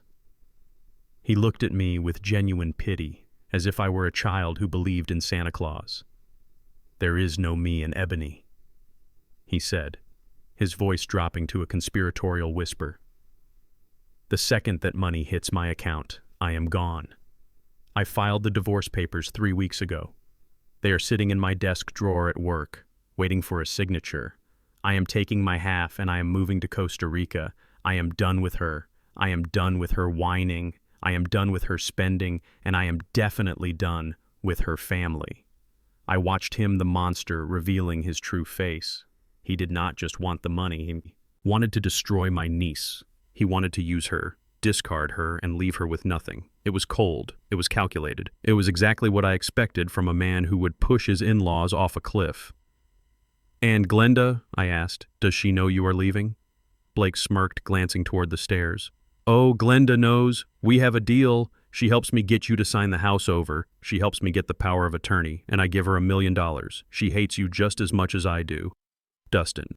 She wants you gone so she can go back to pretending she is high society. She thinks $1 million will buy her a new life. So you two are partners, I said, clarifying for the record. Partners in crime, he agreed, raising the bottle in a mock toast. She gets her cut, I get mine, and Ebony gets the curb. It is a perfect plan. And the best part is you are going to help us. You are going to sign those papers tomorrow at the party because you are a weak, spineless old man who just wants his wife to stop yelling at him. He finished the wine and dropped the bottle on the carpet. It rolled away, stopping against my shoe. You should get some sleep, Dustin, he said, patting my cheek roughly. Big day tomorrow. You want to look good for the cameras when you sign your life away. He turned and stumbled toward the stairs, chuckling to himself. I sat there in the dark, listening to his heavy footsteps as he climbed to the second floor. I reached into my pocket and pulled out the phone. I stopped the recording and saved the file. I uploaded it to the cloud, immediately emailing a copy to Mercer just to be safe. I had him. I had the confession. I had the motive. I had the conspiracy. It was all there in his own slur, filled voice. I stood up to go to bed, but then I heard a sound. A soft creak, like a floorboard settling under weight. I looked up toward the top of the stairs. The hallway was dark, but a sliver of light was spilling out from a door that was slightly ajar. It was Ebony's room. I walked to the bottom of the stairs and looked up. I saw a shadow move. I saw a hand grip the doorframe, white-knuckled against the wood. Ebony was standing there just inside her room. She was not asleep. She had been listening. She had heard every word. She had heard her husband call her a useful idiot. She had heard him admit he was leaving her. She had heard him say he was going to steal the family fortune and leave her with nothing.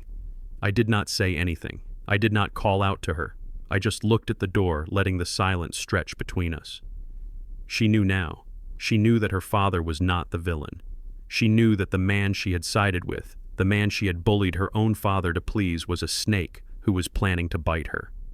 I turned off the living room lamp, plunging the downstairs into darkness. I went back to the guest room and locked the door. I lay down on the bed, staring at the ceiling. The pieces were all in place. The players were positioned. And now I had a wild card. Ebony knew. I wondered what she would do. Would she confront him? Would she cry? Would she come to me? I closed my eyes, visualizing the party tomorrow. I saw the tent. I saw the guests. And I saw the moment when the trap would spring. Sleep well. Blake, I whispered into the dark, enjoy your last night of freedom. Because tomorrow the bill comes due, and I am going to make sure you pay every single cent. The sun rose on the morning of the anniversary party with a humid heat that promised a storm later in the day. It was fitting weather for what was about to happen. I sat on the back porch drinking a cup of black coffee, watching the caterers set up the white tent that would serve as the arena for my family destruction. I was calm. It was the calm of a soldier cleaning his rifle before the first shot is fired. The house was waking up around me, filled with the tension of three predators realizing there might not be enough meat for everyone. I heard the sliding glass door open behind me. I did not turn around. I knew who it was by the scent of expensive vanilla perfume and the nervous energy radiating off her. It was Ebony.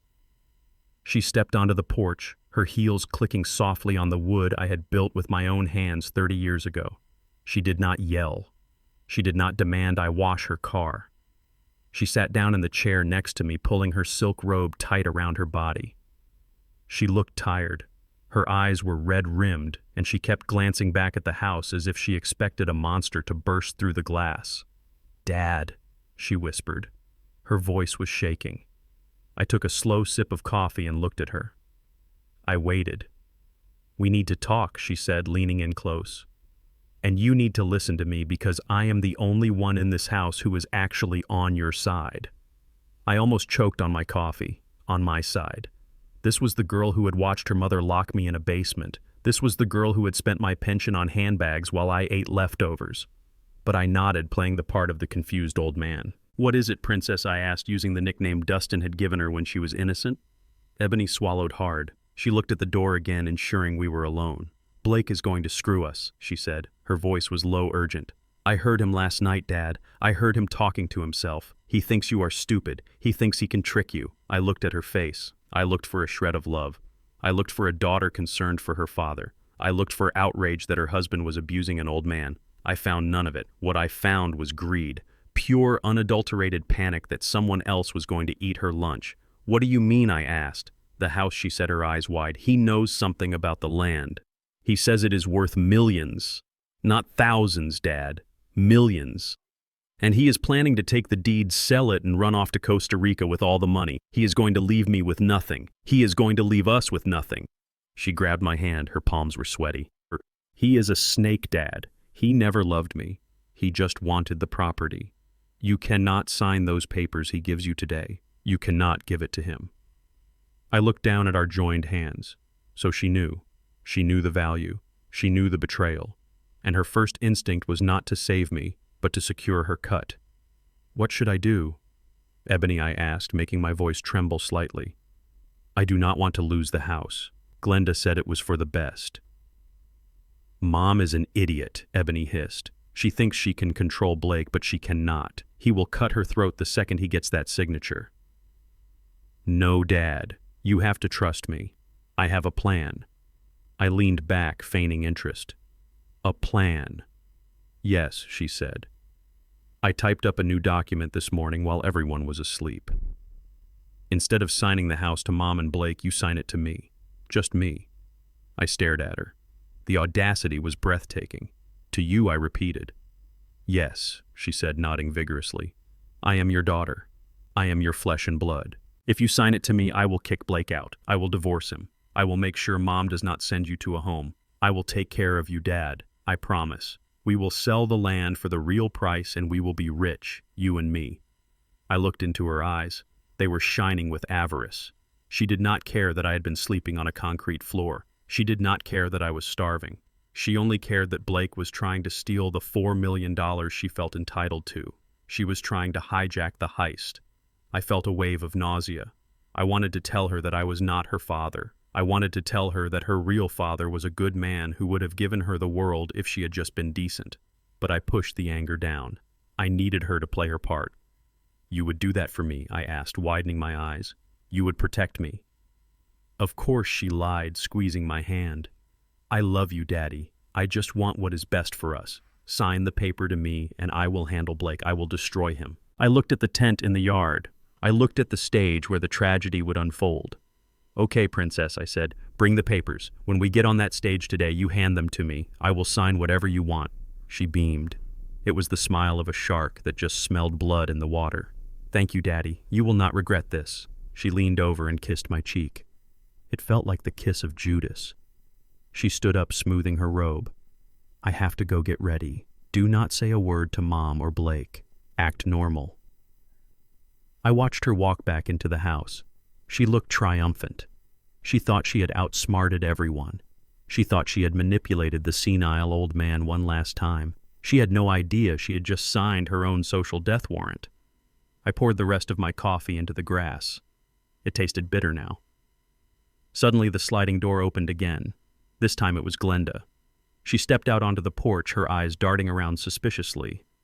She had seen Ebony leave. She had seen the conspiratorial whisper. She had seen the kiss. Who was that? She asked sharply, her voice shrill with paranoia. It was just Ebony, I said, innocent as a lamb. What did she want? Glenda demanded, walking over to me. What were you two talking about? Why was she whispering? I shrugged. She just wanted to wish me luck for the speech today. She said she was proud of me. Glenda narrowed her eyes. She did not believe me. She knew her daughter. She knew Ebony did not do proud unless there was a price tag attached. Glenda looked at the door where Ebony had vanished, then back at me. She smelled a rat. She thought her daughter was making a side deal. She thought she was being cut out. Did she say anything about the papers? Glenda asked, her voice tight. Did she say anything about Blake? No, I lied. She just said she loves us. Glenda scoffed. Love? That girl loves herself. She paced the small porch, her hands wringing together. The alliance was fracturing. Blake was planning to screw Glenda. Glenda was suspicious of everyone, and now Ebony was trying to steal the prize from both of them. It was a snake pit, and the snakes were starting to eat each other. Listen to me, Dustin, Glenda said, stopping in front of me. Her face was hard, desperate. Do not let anyone confuse you today. You stick to the plan. You read the card I gave you. You sign the papers I give you. Do you understand? I am the only one who takes care of you. I am the only one who keeps you out of the asylum. Do not forget that." I looked at her. I saw the fear behind the threat. She was terrified of losing control. "I won't forget, Glenda," I said. "I remember everything." She looked at me, searching for signs of rebellion, but I gave her nothing but the blank stare of a beaten husband. She huffed and turned around, marching back into the house to check on her decorations, to check on her traps, not realizing she was walking straight into mine. The next few hours were a masterclass in tension. The house felt like a bomb ticking down to zero. Blake was pacing the living room, checking his watch every 5 minutes, calling his developer contacts in hushed tones, assuring them the deal was done. He ignored Glenda. He ignored Ebony. He looked at me with a mixture of contempt and anticipation, like a butcher looking at a cow. Ebony was in her room printing documents. I could hear the printer humming. She came downstairs dressed in a sharp business suit, holding a blue folder like a shield. She smiled at me, a secret conspiratorial smile that made my stomach turn. She avoided Blake completely, not even looking at him. Glenda was everywhere all at once. She was yelling at the caterers, adjusting flowers, screaming at me to shower and get dressed. But her eyes were darting between her husband and her daughter. She saw the distance between them. She saw the coldness. She knew something was happening, but she did not know what. She was losing her grip, and it was driving her mad. I went upstairs to shower. I stood under the hot water, washing away the feeling of their touch. I scrubbed my cheek where Ebony had kissed me. I dressed slowly. I put on the charcoal suit again. I looked at myself in the mirror. "It is time," I whispered. I walked downstairs. The guests were arriving. Cars were lining the street. People were laughing, chatting, drinking champagne, unaware that they were walking into a crime scene. I saw my brother's truck parked down the street, deep in the shadows of the neighbor's oak tree. The windows were tinted, but I knew he was there. I knew he was watching. I walked out into the backyard. The heat was rising. The air was thick. Blake came up to me. He put a heavy arm around my shoulder. His breath smelled of mints and nerves. "Big day, old man," he said, squeezing my shoulder hard enough to bruise. "Do not mess this up. You sign that paper and you go back to your basement. You hesitate and I promise you will wish you had died on that cliff." I looked at him. I smiled. "I am ready, Blake," I said. "I am more ready than you can possibly imagine." He laughed, thinking I was just a senile fool trying to be brave. He walked away to greet his boss, the man with the checkbook. I saw Ebony standing by the stage, clutching her blue folder. She caught my eye and nodded. I saw Glenda standing by the cake, holding the microphone, her knuckles white. They were all in position. The actors were on stage. The audience was seated. I walked toward the riser. My steps were steady. My heart was slow. The air was electric. Everyone thought they were about to win. Blake thought he was getting $4 million. Ebony thought she was getting the deed. Glenda thought she was getting security. They were all wrong. They were about to get justice. And justice was going to be loud. The sun began to dip below the tree line, casting long golden shadows across the backyard that Glenda had transformed into a stage for my execution. The air was thick with the scent of expensive lilies and the heavy perfume of 50 guests who were sweating in their Sunday best. The white tent billowed softly in the humid Atlanta breeze, snapping gently like a whip. The caterers moved silently through the crowd, offering trays of champagne and hors d'oeuvres paid for with money my brother did not have. It was a perfect scene. A beautiful lie constructed to hide the ugly truth, rotting at the foundation of this house. I stood near the edge of the patio watching them. Glenda was in her element. She floated from group to group, clutching a glass of sparkling cider, her face flushed with the intoxication of attention. She was playing the role of the devoted wife, the saint who had stood by her simple husband for 40 years. She touched arms, she laughed at bad jokes, she wiped away fake tears of joy. Was magnificent, and she was repulsive. Blake stood near the bar, his jacket unbuttoned, his tie loose. He was holding court with a group of men, including Mr. Henderson, his boss from the real estate firm. Henderson was a large man with a red face and eyes like a cash register. He was nodding as Blake spoke, patting him on the back, looking at the house with a hungry appraisal. They were not celebrating a marriage. They were celebrating a closing. They were counting their commission before the ink was even wet. Ebony hovered near the stage, clutching her blue folder to her chest like a shield. She looked pale. Her eyes darted between me and Blake, her alliance shifting with the wind. She wanted the money, but she was terrified of the explosion she knew was coming. She caught my eye and gave a small, jerky nod, reminding me of our deal, reminding me that she was supposed to be the one who walked away with the prize. I adjusted my tie. The silk felt cool against my neck. I checked the time on my gold watch. It was 5:30. The sun was setting on their empire, and they did not even know it. I felt the weight of the microphone in my pocket. I felt the reassuring pressure of the documents in my jacket. This was it. The moment Duke Robinson had come home for Glenda, stepped up onto the small riser she had rented. She tapped a silver spoon against her glass. The sharp ringing sound cut through the murmurs of the crowd. Silence rippled outward from the stage as faces turned toward her expectantly. "Thank you, everyone," she called out, her voice trembling with practiced emotion. "Thank you all for coming to share this special day with us. 40 years. It seems like just yesterday that Dustin and I said our vows in that little chapel down the road. We did not have much back then, just two hearts full of dreams and a whole lot of faith." The crowd murmured appreciatively. A few women dabbed at their eyes. I saw Mrs. Higgins nodding in the front row, completely bought in. "We have had our ups and downs," Glenda continued, wiping a tear from her cheek. "But through it all, Dustin has been my rock, my quiet strength. And today, to celebrate our life together and to secure the future of the family we built, my wonderful husband has decided to give us a gift of security, a gift of love." She gestured toward me, her hand sweeping through the air like a queen summoning a subject. "Dustin, honey, please join me up here." The crowd applauded politely. I walked through the parted sea of guests.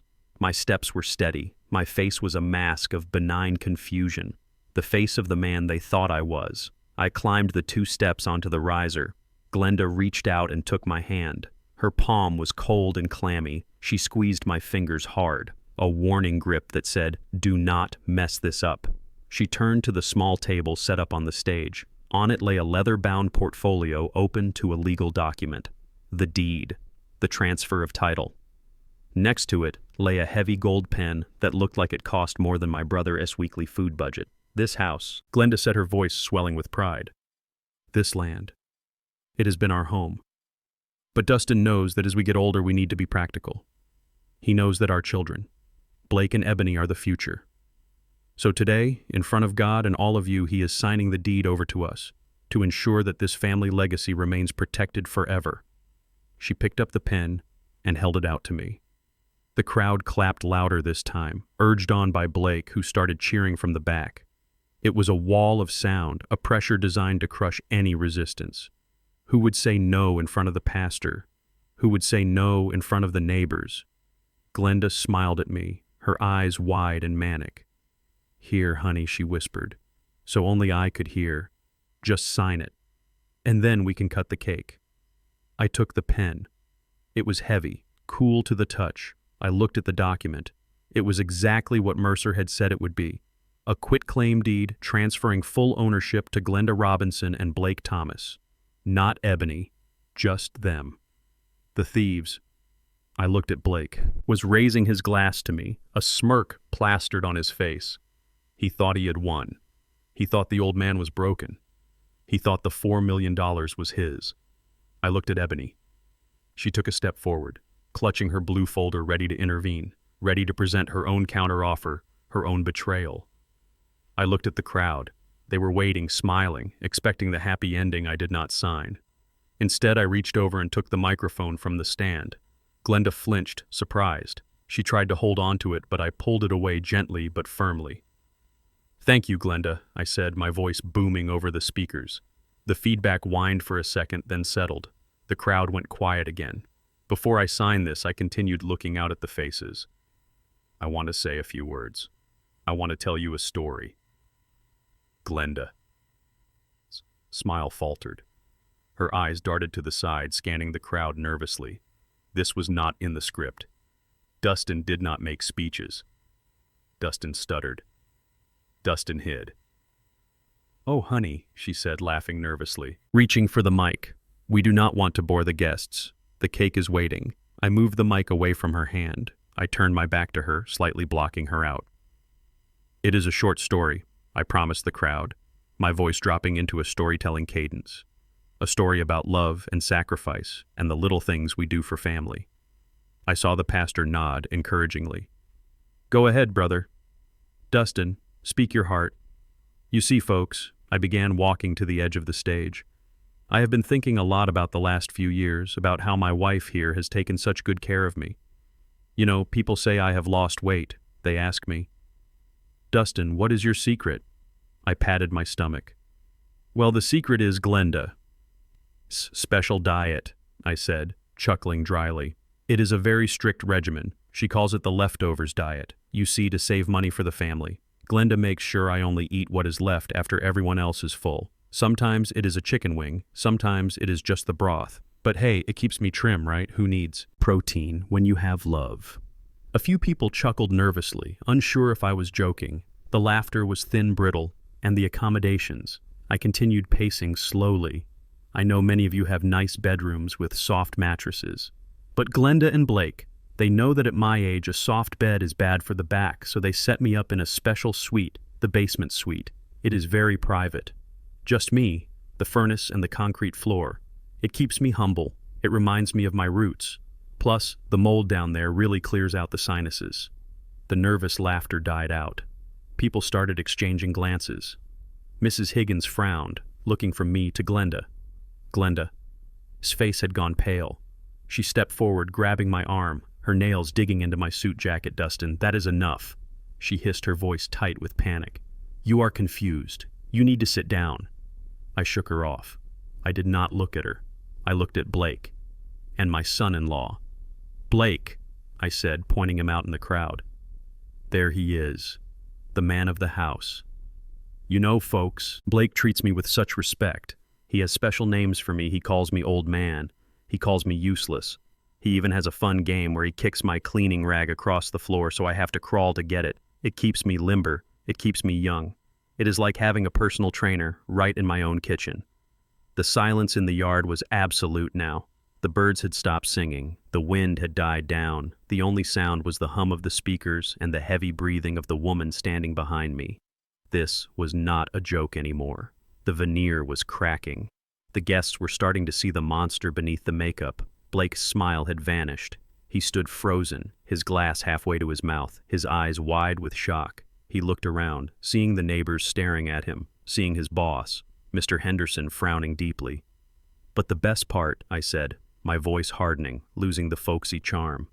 "The best part is why we are here today. We are here because my family loves me so much they want to take this burden of a house off my hands. They want to protect me. They want to manage my assets because they think I am too old and too stupid to know what I am holding." I reached into my pocket and pulled out the crumpled piece of paper Glenda had given me, the script I was supposed to read. I held it up for everyone to see. "My wife wrote me a beautiful speech," I said, "but I think I will go off script. I think I will tell you the real reason Blake wants this house so badly."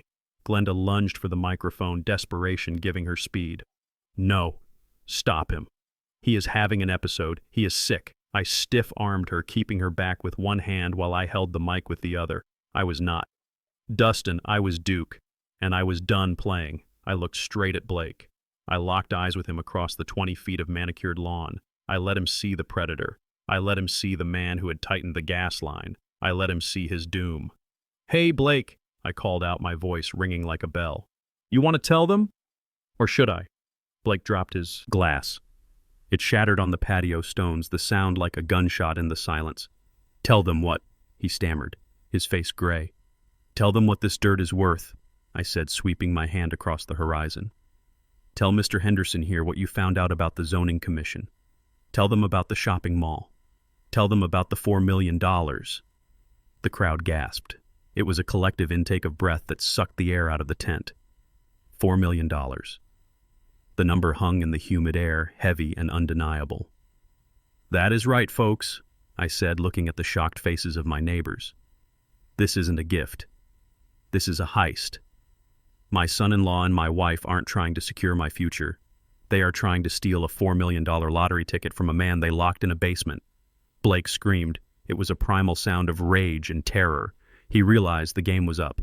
He realized his boss was watching. He realized his fortune was evaporating like mist. "Shut up!" he roared, charging toward the stage, his face twisted into a mask of violence. "You shut your mouth, you senile old bat!" The crowd parted, terrified. Blake rushed the stage, his fists clenched, ready to beat the truth back down my throat. Glenda was screaming. Ebony was frozen. I did not move. I did not flinch. I stood on the edge of the riser, the microphone in my hand like a gavel. "Come on, Blake," I whispered to myself. "Come and get it." And then the chaos began. Blake charged at me like a wounded bull seeing red. His face was contorted into a mask of pure, unadulterated violence. He was not thinking about the guests, or his boss, or the consequences. He was thinking about silencing the voice that was tearing his future apart. The crowd screamed and scattered, knocking over chairs and spilling champagne as he barreled toward the riser. He reached out his hands, hooked into claws, ready to tear the microphone from my grip and maybe tear my throat out along with it. I did not move. I did not flinch. I watched him come with the cold detachment of a man who had seen real war.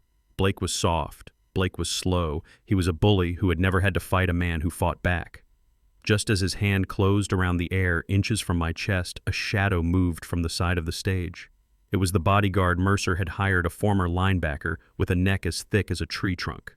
He stepped in front of me with deceptive speed. He did not strike Blake. He simply became a wall that Blake could not pass. Blake slammed into the bodyguard's chest with a sickening thud. The breath left his body in a whoosh. The bodyguard grabbed Blake by the lapels of his cheap suit and tossed him backward as if he were a rag doll. Blake landed hard on the grass, gasping for air, his expensive shoes scuffing the dirt. "Stay down." The bodyguard rumbled, his voice low and dangerous. Mercer stepped out from behind the tent flaps, holding a briefcase. He walked onto the stage and stood next to me, adjusting his glasses. He looked at the stunned crowd, then at the gasping man on the ground. "Ladies and gentlemen," Mercer said, his voice calm and authoritative, "please remain calm. We anticipated that Mr. Thomas might react poorly to the truth. That is why we have security." Blake scrambled to his feet, dirt staining the knees of his trousers. He looked wild. His hair was in his eyes. He pointed a shaking finger at me. "He is lying." Blake shrieked, his voice cracking. "He is senile. He does not know what he is talking about. That appraisal is fake. He forged it. Arrest him. Someone call the police." I looked down at him. I looked at the desperation in his eyes. He was drowning, and he was trying to pull everyone down with him. "You want the truth, Blake?" I asked into the microphone. "You want everyone to know exactly who you are." I pulled my burner phone from my pocket. I tapped the screen, connecting it to the Bluetooth sound system that Glenda had rented for her speeches. The speakers popped and crackled. "I have a recording," I said to the crowd, "from last night, when Blake came home drunk and thought he was talking to a confused old man." I pressed play. The sound of Blake's voice filled the backyard, amplified to a deafening volume. It was slurred, arrogant, and undeniable. "It is not about you, Dustin. It is never about you. It is about the dirt. It is worth $4 million. The crowd gasped again. Mr. Henderson Blake's boss stepped forward, his face purple with rage. He recognized the voice. He recognized the deal. He realized his employee was trying to cut a side deal on a company project. The recording continued. "Ebony does not know anything. She thinks we are broke. She is a useful idiot, Dustin, just like her mother." I looked at Ebony. She was standing near the cake table, her hands over her mouth. Her eyes were wide, fixed on Blake. She looked like she had been slapped. The voice on the speakers laughed a cruel sound. "The second that money hits my account, I am gone. I filed the divorce papers 3 weeks ago. I am taking my half and I am moving to Costa Rica. I am done with her. I am done with her whining." Ebony let out a sound that was half sob, half scream, and then the final nail in the coffin. "Glenda knows. We have a deal. She helps me get you to sign the house over, and I give her $1 million. She hates you just as much as I do." I stopped the recording. The silence that followed was heavy, suffocating. It was the silence of a tomb.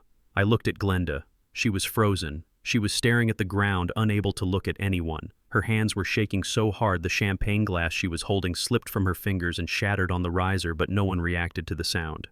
They were too busy processing the betrayal. Then I played the second file. This one was from the clinic. The voice was Glenda's, shrill and demanding. "Just give him the cocktail, doctor. Make him drool. We need him incapacitated so we can get power of attorney. We cannot wait for him to die naturally. We need that money now." The crowd murmured a low, angry sound like a hive of bees disturbed. They looked at Glenda with disgust. The saintly wife, the devoted partner, exposed as a monster who wanted to chemically lobotomize her husband for a payday. I put the phone away. I looked at the family that had tried to destroy my brother. They were broken. They were exposed. They were finished. Blake looked around frantically, searching for an ally, searching for an exit. But there was nowhere to go. The neighbors had formed a ring around the yard, their faces hard. Mr. Henderson was on his phone, likely firing Blake at that very moment. Then the explosion happened. Ebony moved. She did not run away. She did not collapse. She launched herself at Blake. "You bastard," she screamed. She hit him with the force of a hurricane. Her nails raked down his face, leaving bright red lines. She grabbed his hair and pulled screaming obscenities that would make a sailor blush.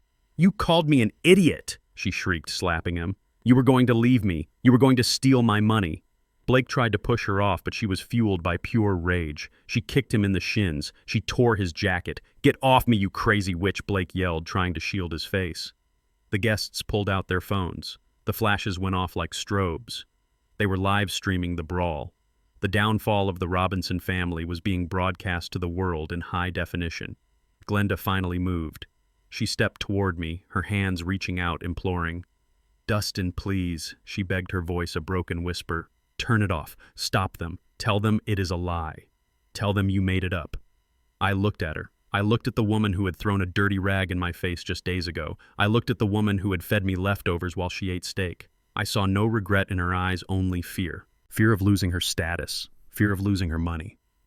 "I cannot do that, Glenda," I said. "Because I do not lie." She grabbed my lapel, trying to shake me. "You have to!" She hissed, her face twisting into a snarl. "You are my husband. You owe me. I took care of you. I put a roof over your head. You put me in a basement," I said, pushing her hand away. "You treated me like a dog." Ebony and Blake were rolling on the grass now, a tangle of limbs and accusations. The bodyguard stepped in, pulling them apart with ease. He held Blake back by his collar while Ebony stood there, chest heaving, her hair wild, pointing a shaking finger at her husband. "I will kill you!" she screamed. "I will take everything!" I tapped the microphone again, drawing the attention back to the stage. "Ladies and gentlemen," I said, my voice cutting through the chaos, "I think you have seen enough. You have seen the truth. You have seen the greed. And you have seen the hate that lives in this house." I picked up the deed, the document they had tried to force me to sign. I held it up. "This paper represents everything they wanted," I said. "It represents their greed. It represents their betrayal." I ripped the paper in half. The sound was loud, crisp. I ripped it again and again until it was nothing but confetti. I threw the pieces into the air. They drifted down around Glenda, landing in her hair, landing on her shoulders like the ashes of her burnt bridges. "I am not signing anything," I said. Glenda stared at the pieces of paper, tears streaming down her face. "Dustin, why?" she sobbed. "Why are you doing this?" I reached up to my face. I grabbed the glasses, the wire-rimmed spectacles that Dustin had worn for 20 years. I took them off. I dropped them on the floor and crushed them under the heel of my Oxford shoe. I stood up straight. I rolled my shoulders back, shedding the slump of the beaten man. I lifted my chin. I let the cold, hard gaze of the contractor, the survivor, the soldier, come to the surface. My voice changed. It dropped the tremor. It dropped the hesitation. It became the voice of command. "I am not signing anything," I said, my voice booming without the microphone, "because this is not my house." I looked at Blake, who was wiping blood from his cheek. I looked at Ebony, who was fixing her dress. I looked at Glenda. "And I am not Dustin Robinson." A gasp went through the crowd. Glenda took a step back, her eyes widening in confusion. What, she whispered. "What are you talking about? You are Dustin." "No," I said. "Dustin is a good man. Dustin is a kind man. Dustin would never have done this to you. Dustin would have forgiven you." I took a step toward her. "I am Duke Robinson. I am his brother, and I am the one who came back to burn your kingdom to the ground." I pointed toward the side gate, the one that led to the alley. "And that," I said, "is Dustin." The gate swung open. A figure stepped out of the shadows. He was wearing a blue suit. His hair was cut short. He looked like me, but his eyes were kind. His eyes were sad.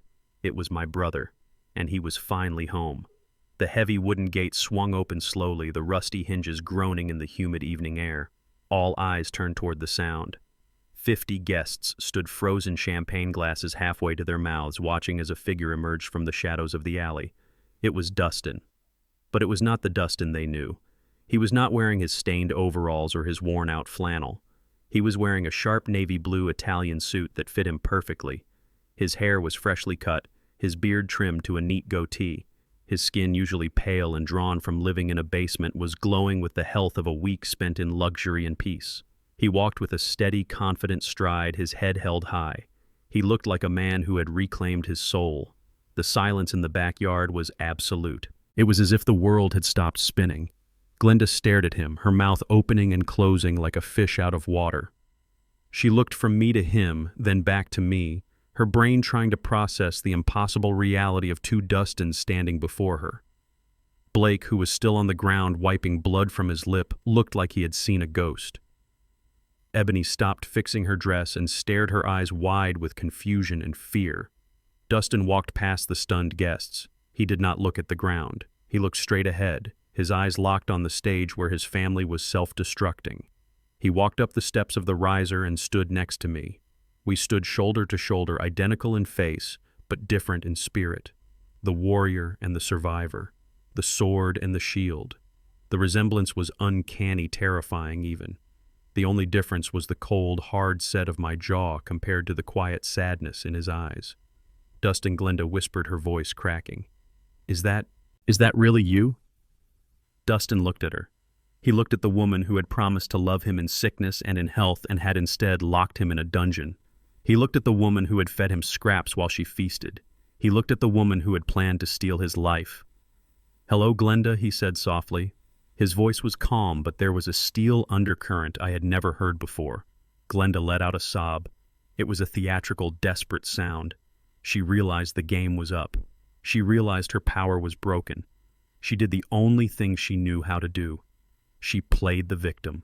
She threw herself at his feet, clutching his pant legs, her tears soaking the expensive fabric of his suit. "Oh, Dustin," she wailed. "Thank God you are here. It was awful, Blake. He made me do it. He threatened me. He said he would hurt me if I didn't help him. I didn't want to. I love you, Dustin. I only wanted to protect you." I watched her with disgust. It was a performance worthy of an Oscar, but the audience had already seen the script. Dustin looked down at her. He did not reach down to help her up. He did not pat her head. He did not offer comfort. He just stood there, unmoving as a statue. "Get up, Glenda," he said. "But Dustin, you have to believe me," she cried, clinging tighter. "I am your wife. We have been together for 30 years. Don't let your brother ruin us. He is evil. He tricked us." Dustin reached into his jacket pocket. He pulled out a folded document. It was not a deed. It was a petition for divorce. He bent down, peeled her fingers off his leg one by one, and stepped back. Glenda fell forward onto the riser, her face pressing against the wood. "I am not ruining us, Glenda," Dustin said, his voice gaining strength. "You ruined us. You ruined us the day you decided my life was worth less than a shopping mall. You ruined us the day you let our daughter treat me like a servant. You ruined us every time you ate steak while I ate bones." Glenda looked up, her mascara running down her cheeks in black streaks. "But I love you." Dustin shook his head slowly. A sad smile touched his lips. "No, Glenda," he said. "You do not love me. You love my obedience. You love my silence. You love the fact that I never said no. You love the servant, not the man." He dropped the divorce papers on the floor next to her. "Well, the servant is dead," he said. "He died in that basement. The man standing here, he is done serving you." Glenda stared at the papers, her hands trembling. She looked at Blake, who was still on the ground, defeated. She looked at Ebony, who was backing away, trying to disappear into the crowd.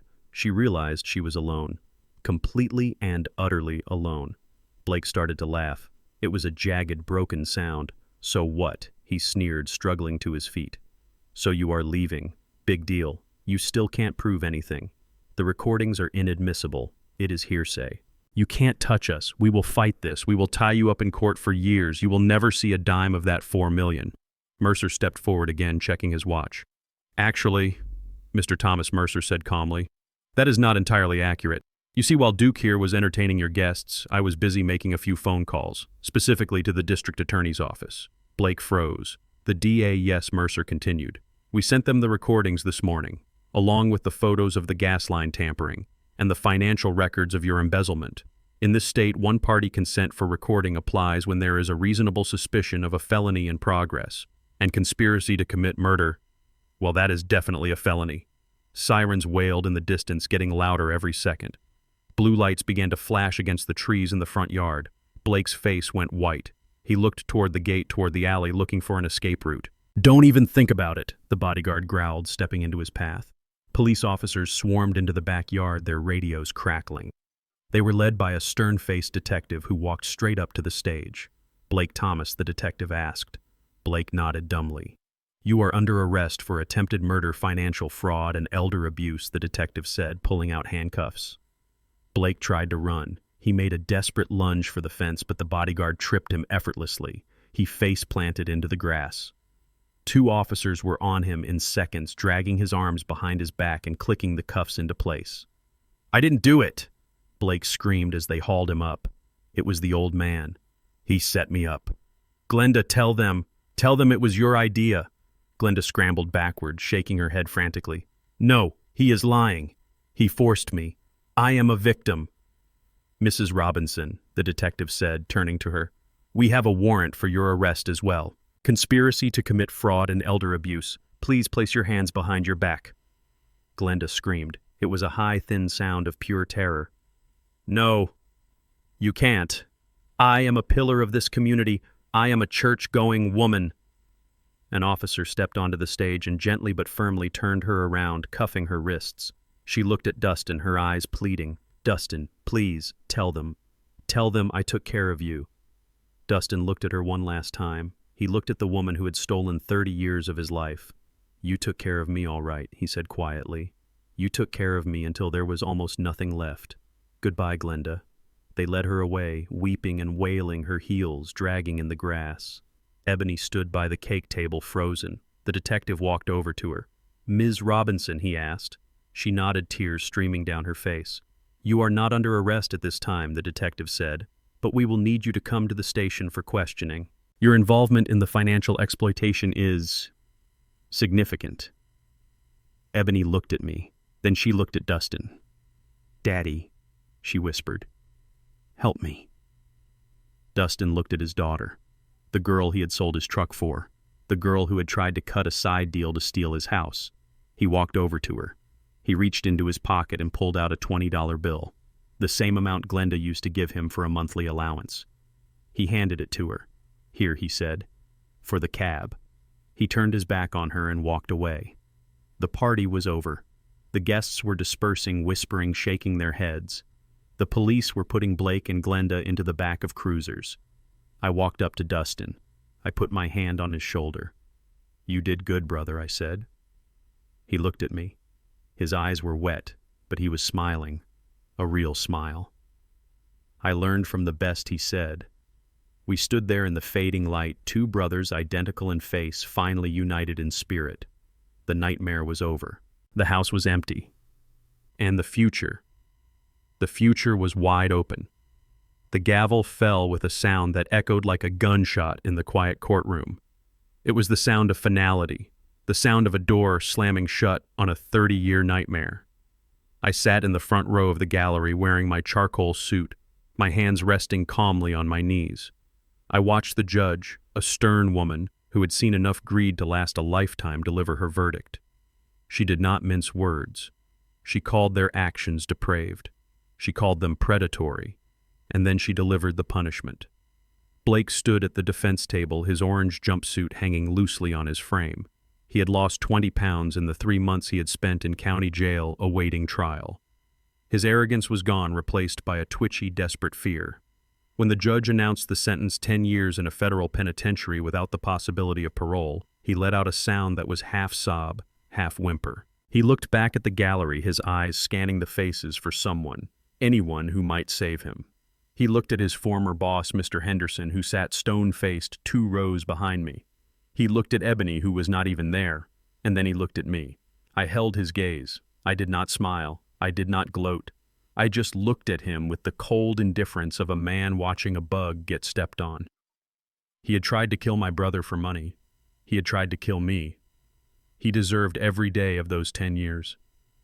As the marshals grabbed his arms to lead him away, he slumped, his legs giving out. They dragged him through the side door, his feet scraping against the floor. That was the last time Blake Thomas would walk as a free man for a decade. Glenda fared no better, though her prison was different. She had taken a plea deal testifying against Blake to avoid a lengthy jail sentence. She got probation, but the civil courts destroyed her. Mercer had been ruthless. He proved she was a co-conspirator in the fraud and the abuse. The judge awarded her nothing in the divorce. No alimony, no pension, no share of the house sale.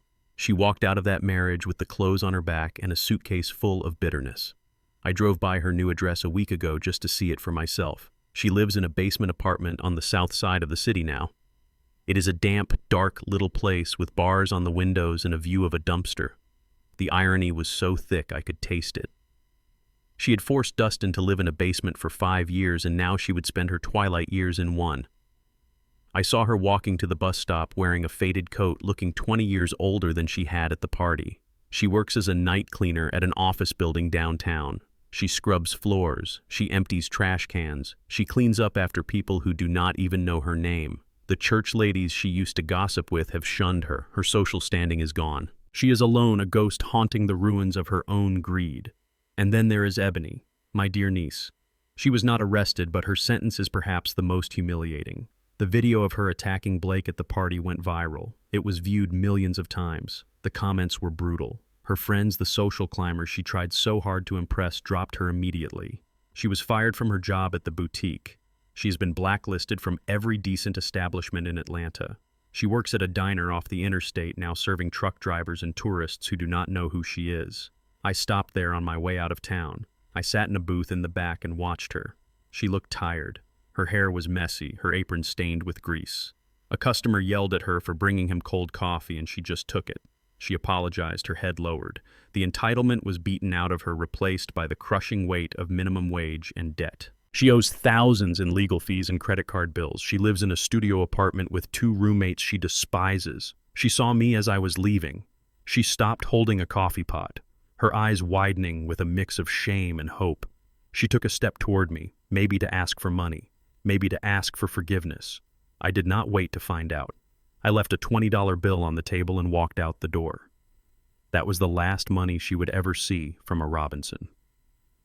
Dustin sold the land 2 weeks after the party. The developers did not care about the scandal, they just wanted the dirt. They paid $4.5 million. The check cleared the next day. $4.5 million. It is a number that changes things. It is a number that buys freedom. Dustin did not buy a mansion. He did not buy a yacht. He did not try to buy his way back into a society that had rejected him. He did exactly what he said he would do when we were boys dreaming in our shared bedroom. He went to a luxury RV dealership. He bought a 40-foot coach, a rolling palace with leather seats, a king-sized bed, and a kitchen nicer than the one in his old house. He bought a brand-new heavy-duty truck to tow it. He bought a high-end camera. I helped him pack. It did not take long. He left everything from his old life behind. The furniture, the clothes, the bad memories. He left it all in the house for the bulldozers. We stood in the driveway one last time. The house looked small, now empty and dead. The for sale sign was gone, replaced by a demolition notice. "You okay, brother?" I asked him. He looked at the house, then he looked at the massive RV gleaming in the sun. "I am better than okay, Duke," he said, his voice strong. "I am free." He hugged me. It was a fierce, bone-crushing hug, the kind of hug that says more than words ever could. "Thank you," he whispered. "You gave me my life back." "You took it back," I corrected him, pulling away. "I just gave you the hammer." He climbed into the cab of the truck. He started the engine. It roared to life, a powerful sound of possibilities. He rolled down the window and smiled, a genuine smile that reached his eyes and erased years of pain. "I am going to see the ocean," he said, "and then I am going to see the mountains. And then who knows? Maybe I will just keep driving." "Send pictures," I said. He drove away, pulling his new home behind him. I watched him go until he turned the corner and disappeared. Dustin Robinson, the man who lived in a basement, was gone. Dustin Robinson, the millionaire traveler, had just begun his journey. I drove back to Chicago the next day. The drive felt shorter this time. The weight in my chest was gone, replaced by a profound sense of peace. I returned the rental car. I put the charcoal suit in the back of my closet. I shaved my beard back into my signature goatee. I became Duke again. But I was different too. I had remembered something I had forgotten in my years of chasing contracts and money. I remembered that family is not just blood. It is loyalty. It is showing up when the call comes. It is fighting for the ones who cannot fight for themselves. It is a Tuesday evening now, 3 months later. The Chicago sky is that perfect steel gray again. I am sitting on the deck of my lake house, a glass of the vintage Bordeaux in my hand. The same wine I drank the night I exposed Blake. The lake is calm, the water lapping gently against the dock. It is quiet, peaceful. My phone buzzes on the table. I pick it up. It is a message from Dustin. I open it. It is a picture. He is standing on the edge of the Grand Canyon. The vast red expanse stretches out behind him, a majestic scar in the earth. The sun is setting, painting the sky in shades of purple and orange. Dustin is wearing a hiking hat and sunglasses. He is holding a walking stick, and he is smiling. It is the biggest, brightest smile I have ever seen on his face. He looks 10 years younger. He looks strong. He looks happy. Under the picture, he wrote a simple caption. "The view is better from here." I laugh. A deep, rich sound that startles a seagull nearby. I type back, "Enjoy the view, brother. You earned it." I put the phone down. I take a sip of the wine. It tastes like victory. It tastes like justice. The world is full of predators, people like Blake and Glenda who see kindness as weakness and love as a transaction. They think they can take what they want. They think they can break people without consequences. But they forget one thing. Even the gentlest soul has a breaking point. And sometimes that gentle soul has a brother who is not gentle at all. I look out at the water. I raise my glass to the empty air. To the switch I whisper, and then I drink. The sun sets over the lake. The air gets cold. But I do not feel it. I am warm. I am content. My brother is free. The bad guys are in jail, and I am back to my fishing. But I keep the phone close, just in case. Because you never know when family might call, and next time I will be ready. If you enjoyed this story of justice and brotherhood, please hit the like button and subscribe to the channel. Let me know in the comments if you would have done what I did. Until next time, stay safe and watch your back. We often believe that family signifies unconditional loyalty, yet sometimes those sharing our blood are the first to bleed us dry. My brother Dustin mistook his silence for love, unwittingly fueling their greed. The most profound lesson here is that we teach others how to treat us. If you accept being a doormat, do not be surprised when they wipe their dirty feet on you. However, remember this, it is never too late to reclaim your dignity. Sometimes you might need help finding your voice, but once you do, ensure it roars loud enough to shatter the world of those who tried to bury you. If this story of justice satisfied you, please hit the like button and subscribe for more. Let me know in the comments, would you have gone to such lengths to save your sibling? Until next time.